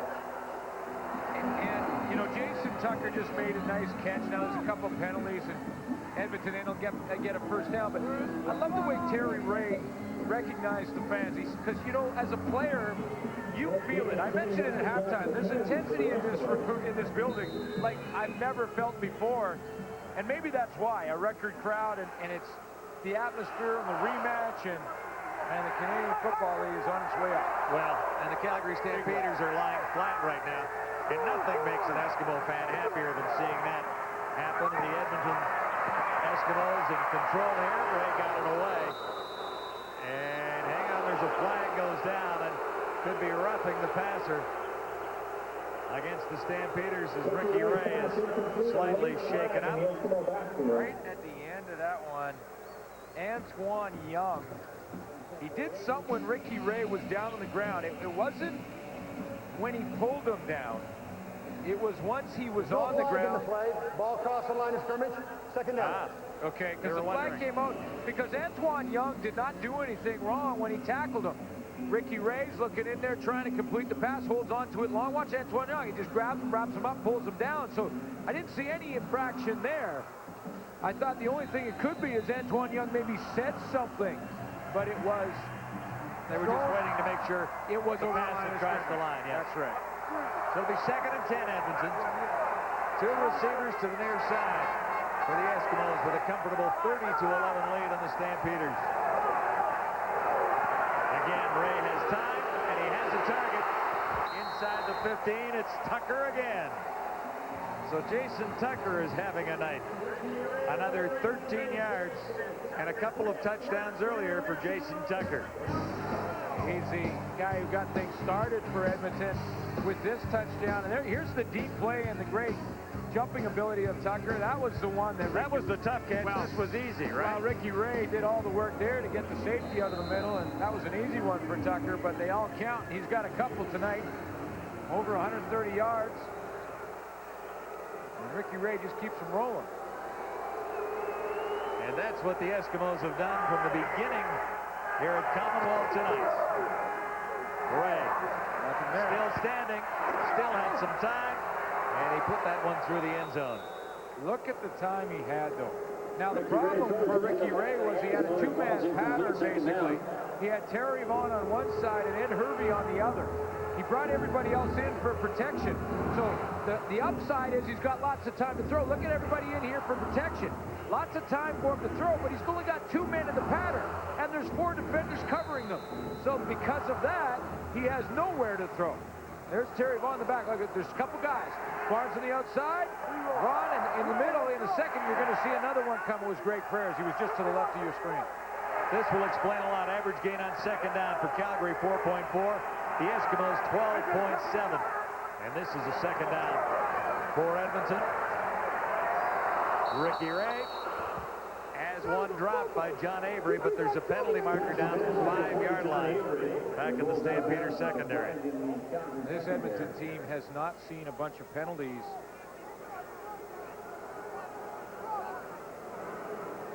Over the last couple of games, they've been playing very disciplined football. 2 weeks ago versus Toronto, they had just 2 team penalties. Last week, just 5 on Labor Day. They haven't had a whole bunch tonight, and that's the reason. Edmonton, number 62, decline. Third down. That is one of the reasons that they are on right now a 4-game winning streak. They're playing disciplined football with a quarterback that is managing the game to perfection. Eskimos sitting at 8 wins and 2 losses.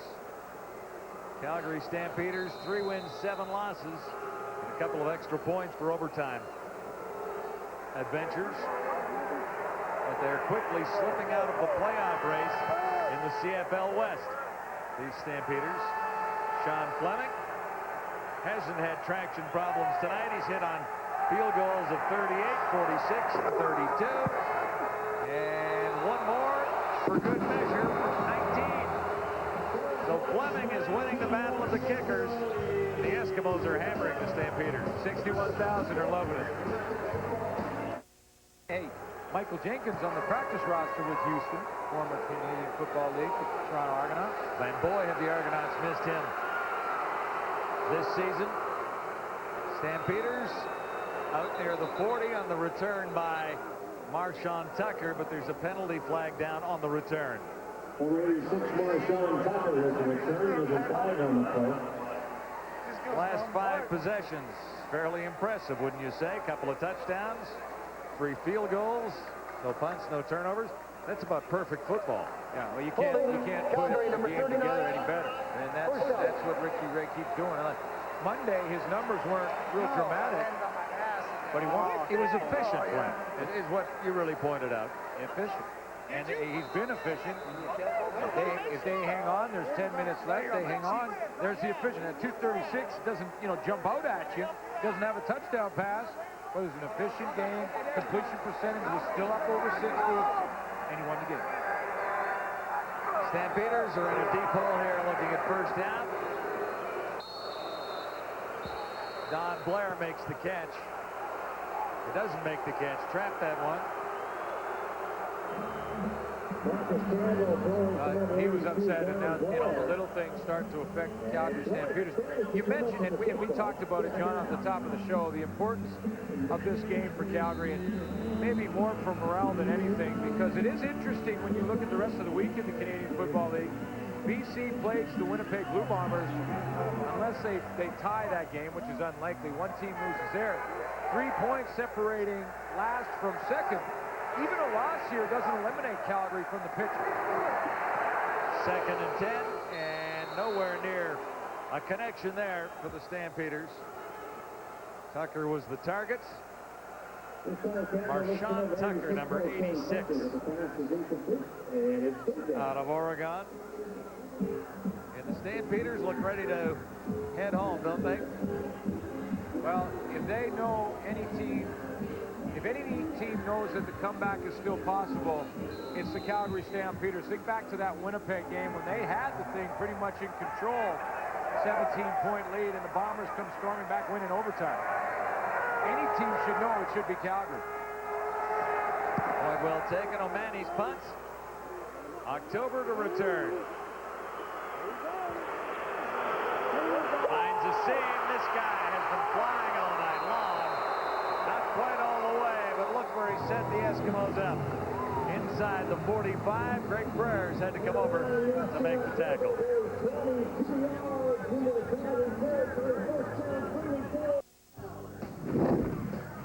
2-point convert attempt last time. Missed. Moss this time will miss again. Now you can take this all the way back, Stampeders. Unbelievable. And this will count for 2 if he makes it. All the way. It's a 2-point advantage or addition to the Stampeders. Can you believe that? Well, that was last year on this same turf.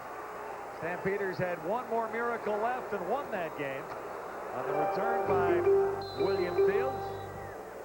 Well, Fields is out there, and the Calgary Stampeders need a little more magic from him here tonight, and they need it in a hurry. Down by 22. 8:50 left, down by 22. Not insurmountable. Remember, it was Jason Moss who threw that 2-point convert. And what was interesting, and we've talked about it quite a bit, was that the Eskimos were already ahead by a point after scoring the touchdown. It was the right call. They went for the 2 points to have a 3-point advantage to force Calgary to kick a field goal to tie. Right. Well, right call, but maybe just the wrong play. Yeah, wrong play. Don't ever go to the flat and something like that. Oh my gosh, he found another target. It's Tucker again. And somehow the magic of Ricky Ray continues. It looked like everyone was covered, at least for a second there. Well, when you look through the league,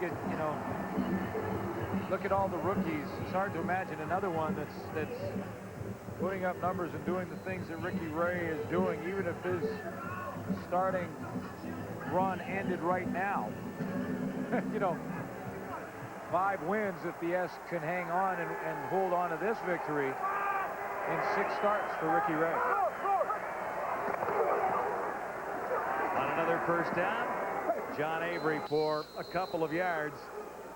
And you look through the quarterbacks in the history of the league, Dave Dickinson came on the scene in a big way in his first start. However, he was in the Stampeder organization for a couple of years, so he had worked his way and learned the system. In the same way, really, when you looked at Garcia, who had been around apprenticing behind Doug Flutie, behind that's right. Flutie, and came on, and it was a seamless transition from Flutie to Garcia and on to Dickinson. And here with Wilkinson and then Moon and Dunnigan, and those quarterbacks that have grown through the system and then stepped on the scene and played well. Well, this guy came from selling potato chips. And I can't off the top of my head think of another player at the quarterback position that has shown up in his first year on a team from wherever and been as productive as Ricky Ray. Well, we've seen quarterbacks come in and have a flash of brilliance. A game, throw yeah. 4 touchdowns in a game and come on off the bench and win.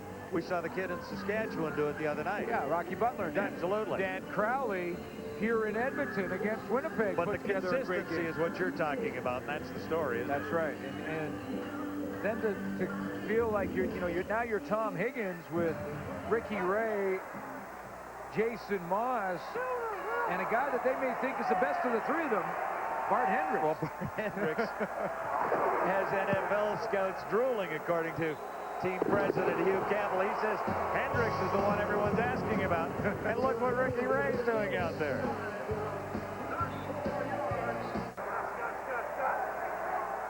It's now 36-11. Fleming has added another one. And the Eskimos are running away with the rematch here at Commonwealth. Intercepted. Peterson has it. And the backup quarterback, Darnell Kennedy, is in, and his first pass is going the other way. Well, it's a tough situation for Darnell Kennedy, quarterback out of Alabama. And I watched Darnell Kennedy play in the preseason versus the Lions, and wow, was he impressive. And we're talking about backup quarterbacks, young guys like Ricky Ray, Bart Hendricks, guys like that. And that's a tough situation. Bad throw. He's trying to force it. He doesn't get anything on it, rolling to his right. But he has a future just by his natural ability. Darnell Kennedy can move around. He runs very, very well. And in that game versus BC, virtually made the team in about a half of football. Well, the Eskimos are set up again at the 25. Less than 6 minutes to go. Ricky Ray still in there. Shovel pass. John Avery around the corner. John Avery into the end zone. There he is. John Avery. He now has 2. That's for the fans. That's for the seller. That's to say, from the Eskimos organization, John Avery said, on behalf of our team, thanks for coming out and supporting us. You see Donnie Brady up there thanking the fans, because the players know, and the players appreciate it. And the second effort you saw there from John Avery was a way to say thank you.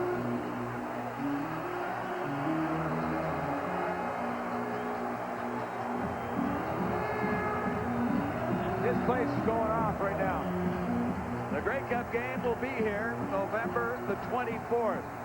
The Edmonton Eskimos, in spite of what they've accomplished so far this year with 8 wins in 10 games, soon to be 9 wins in 11 games, are not talking about hosting the Grey Cup game. In fact, they don't talk about that in the locker room as it stands right now. It's verboten, according to Tom Higgins. Do not talk about us being in the Grey Cup. See there? There's John Avery, and he's saying thank you. There it is. The players know when they're getting this kind of support, and this second effort from John Avery is a way to say thanks, because at this point in the game, Eskimos have it well under control. For Avery right here, he could have ran out of bounds, had a nice first down, cut back in, and then dives over the goal line to give Ricky Ray another touchdown pass. On the little shovel toss, but it's a touchdown toss anyway, so it helps out that ratio in spite of the fact he traveled about 1.5 yards.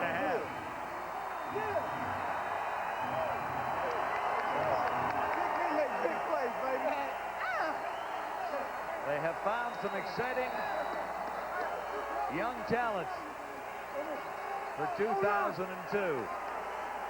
And now Ricky Ray quickly is 1 touchdown pass behind Marcus Crandall for second on the list this season. Another Stampeder miscue, and Eskimo fans don't mind that a bit. You can hear the roar. Marshawn Tucker and the Stampeders haven't had much of a return game going tonight either. Well, the race is far from over. I mean, Edmonton holds on and wins here. They take 18 points. Winnipeg and BC also play. They'll play later on this weekend. And they're at 5-5, so somebody's going to move to 6 up in the standings. And you've got Saskatchewan at 5-5 with the extra point from an overtime loss. 11 points, so just slightly ahead of Winnipeg and BC. So the race for first is not over yet. Ball is loose. Eskimos are almost set up again. Alfred Payton creating havoc down there for a rookie quarterback, Darnell Kennedy. If Alfred Payton if he gets credit for a sack on that play, and Alfred Payton has moved past Bobby Jurison for second all time. He was tied coming into this game at 142. He's been pretty quiet tonight. And I'm not sure if that will be down in the books as an official sack for Alfred Payton. We'll have to check on that. Coming into the game, 10 on the season to lead the CFL, the veteran Alfred Payton. Stampeders backed up deep. That will be. And the quarterback is dropped in his tracks. Penalty markers there. The whistle blew, but there was a flag down prior to that too, Glenn. See, and the Stampeders thought the whistle blew before Alfred Payton hit the quarterback, Darnell Kennedy. But I think Kennedy didn't know it was coming because he was standing upright and not even looking. It looked like it almost happened simultaneously to me, but I did hear the whistle blow just as Kennedy was getting hit. Payton came around the corner. Well, they're calling it a sack. Well, they've announced it in the stadium that Payton has at least one sack between the last two plays as they still sort this one out. And if he does, he moves into second place all by himself. Ahead of Bobby Jurison and now behind Grover Covington of the Tiger Cats. Now we will continue to make sure on that and double check before we give him credit. He wants to check with the officials. He said, look, I hit him at the same time that whistle blew.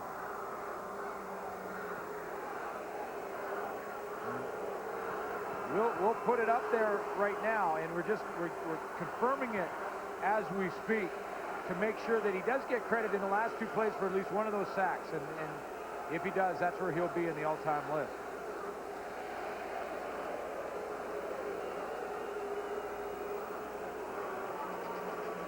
Well, he's not happy, so maybe he is not getting credited with that, but they still haven't announced what's going on with the penalties. You know, and he's been, there's a lot of talk all year long about how quiet Alfred Payton has been, but something's got him very riled up right now. We're going to see exactly what the officials have ruled, and I'm wondering if Payton may have been thrown out of the game, and that's why he is so upset. Now, here comes the ruling. Well, they will not announce whether or not he got credit for a sack. Not the official's business on the field. But it looks like he will not get credit for a sack, so he will sit with Bobby Jurison tied at 1-4-2. Only a matter of time before he breaks that deadlock, however. Well, they announced it on the PA system here at Commonwealth, but that's why we wanted to confirm it, just to make sure there was two. Disqualification, Edmonton number 56. First out. He is disqualified. He was disqualified, and that's why he was so upset. Here he is right off the edge, coming around the corner. Well, you could see how everyone stopped, and that's why I thought the whistle was pretty close, but you could see that everyone stopped. The flag was already up in the air there in front of your screen, including the quarterback, and let's see if we can hear it.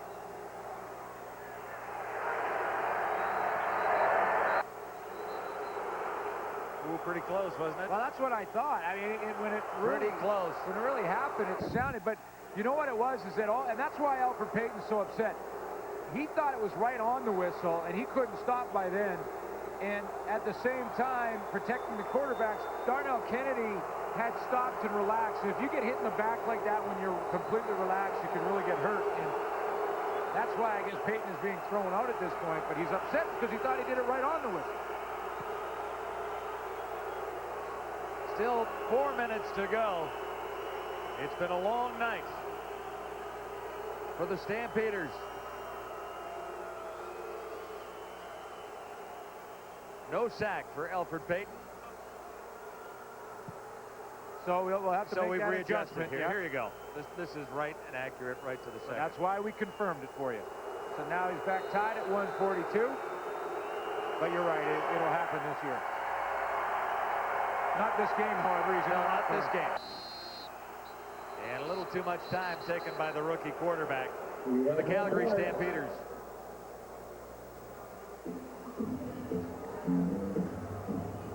You got Glenn Young in the lineup. Procedure. Calgary 68. To help with some depth on the D-line. Also, Steve Charbonneau is in there.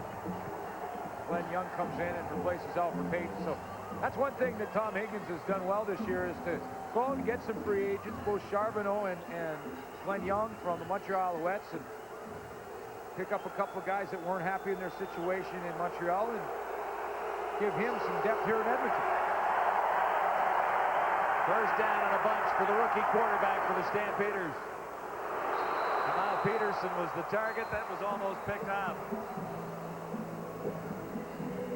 To show you, this is what I talked about, the athletic ability of Darnell Kennedy. Now, he's in a very, very difficult situation right now, almost a no-win, but just watch the athletic ability of this quarterback.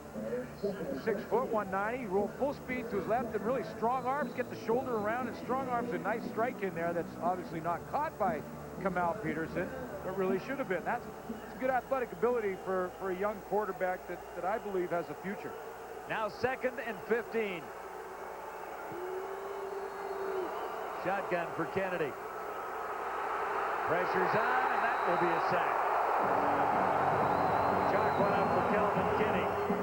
2nd of the season for number 97. You get the sense that fans here with over 61,000 are just getting warmed up for November, and I'm certainly not putting the Edmonton Eskimos in the Grey Cup at this point of the season. But if they continue on, they'll be one game away because they'll be hosting the Western Final. And that means that we may see a couple of sellouts back-to-back. And regardless of whether or not Edmonton is in the final or even gets in the Cup, if they're that close, I guarantee you the tickets are gone. Well, yeah, talk about that and just add more and more pressure to the Eskimos for every win they pick up the rest of the way this season. If the Eskimos claim first place, Northern Alberta will expect them to be in the Grey Cup November 24th here at Commonwealth. So that is going to add immense pressure to the Eskimos, and somebody is going to come in here and play them in the Western Final. Who might it be?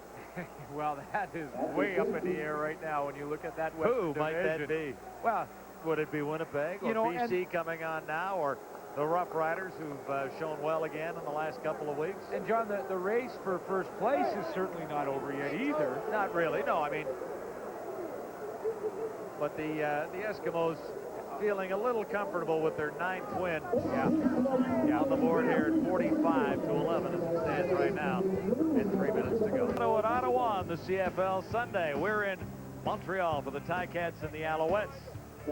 Join us for that on Wendy's CFL Live Sunday afternoon. The other game Sunday afternoon is at Winnipeg Stadium. The BC Lions in town to take on the Bombers. Both those teams at 5-5. The new quarterback is in. That's Bart Hendricks, getting his first taste of regular season action. Out of Boise State, holds 10 records in his college career. Trial with the Chargers was their protection, played in NFL Europe. Jason Moss on the left, Ricky Ray on the right, and one happy coach. There's Bart Hendricks, and when he looks at the three of them, Tom Higgins can sleep at night.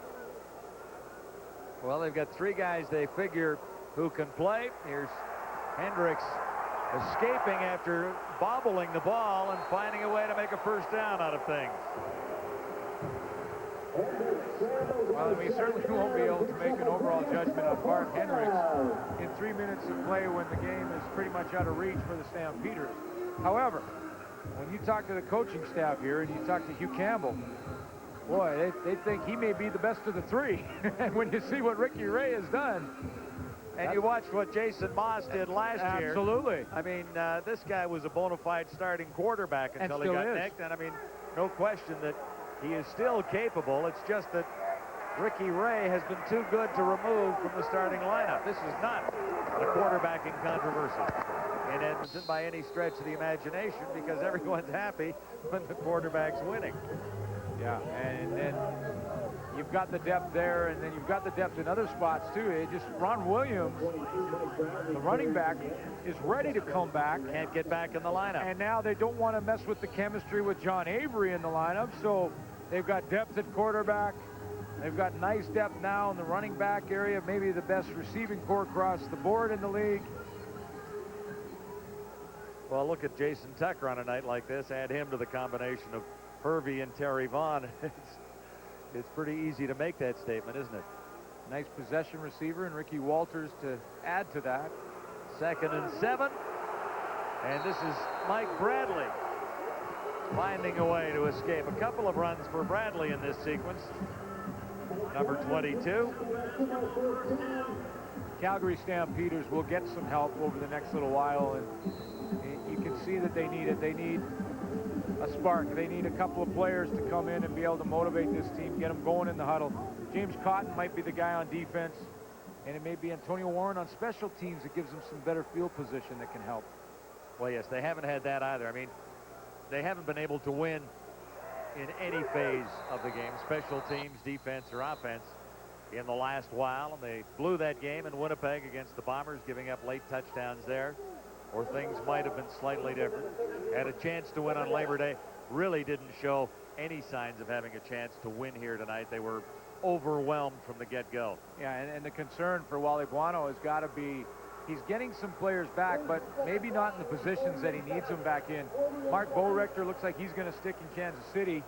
Not going to get him back. Vince Danielson is gone. So as the receiving core, Travis Moore was hurt tonight, and we're not sure how badly.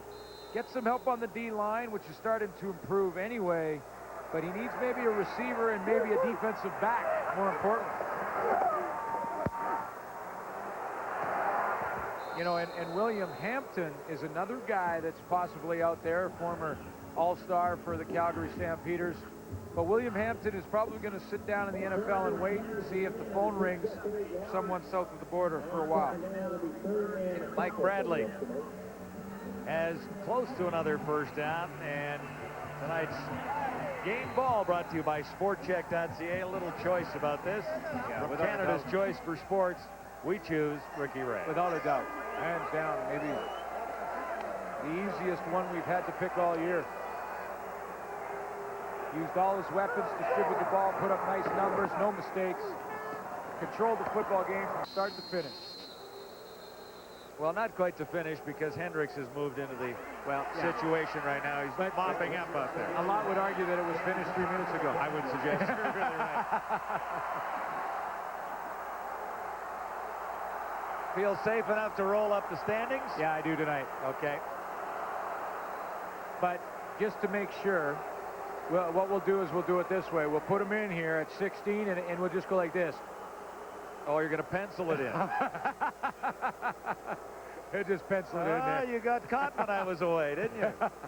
Hey, that one night. Yeah, we had some fun out there in Winnipeg, and it was the Calgary Stampeders there. And you know, it proves once again one of the great things about Canadian football in that game, how they came. But when you look at this Winnipeg and BC play at 10 points. One of those teams wins. They go to 12 points. Calgary is still in striking range. They're still not out of it. Plus, unless Toronto or Ottawa get going in the East Division, very likely could be 4 teams from the West in the playoffs. So Calgary, even though this has really got to hurt their morale, they lose bragging rights. It's the second time since 2000 that Edmonton has swept this series. They still have a chance to get in the playoffs. But maybe the best chance sliding through the East. They may have to go through the Eastern Division, which could create a scenario down the line. It's a long shot, but a Calgary-Edmonton Grey Cup? Yeah, well, and then Calgary has to get by Hamilton and Montreal to get there. That's a long way away, but we do know the best team in the West right now, the Edmonton Eskimos, after a 45-11 win tonight.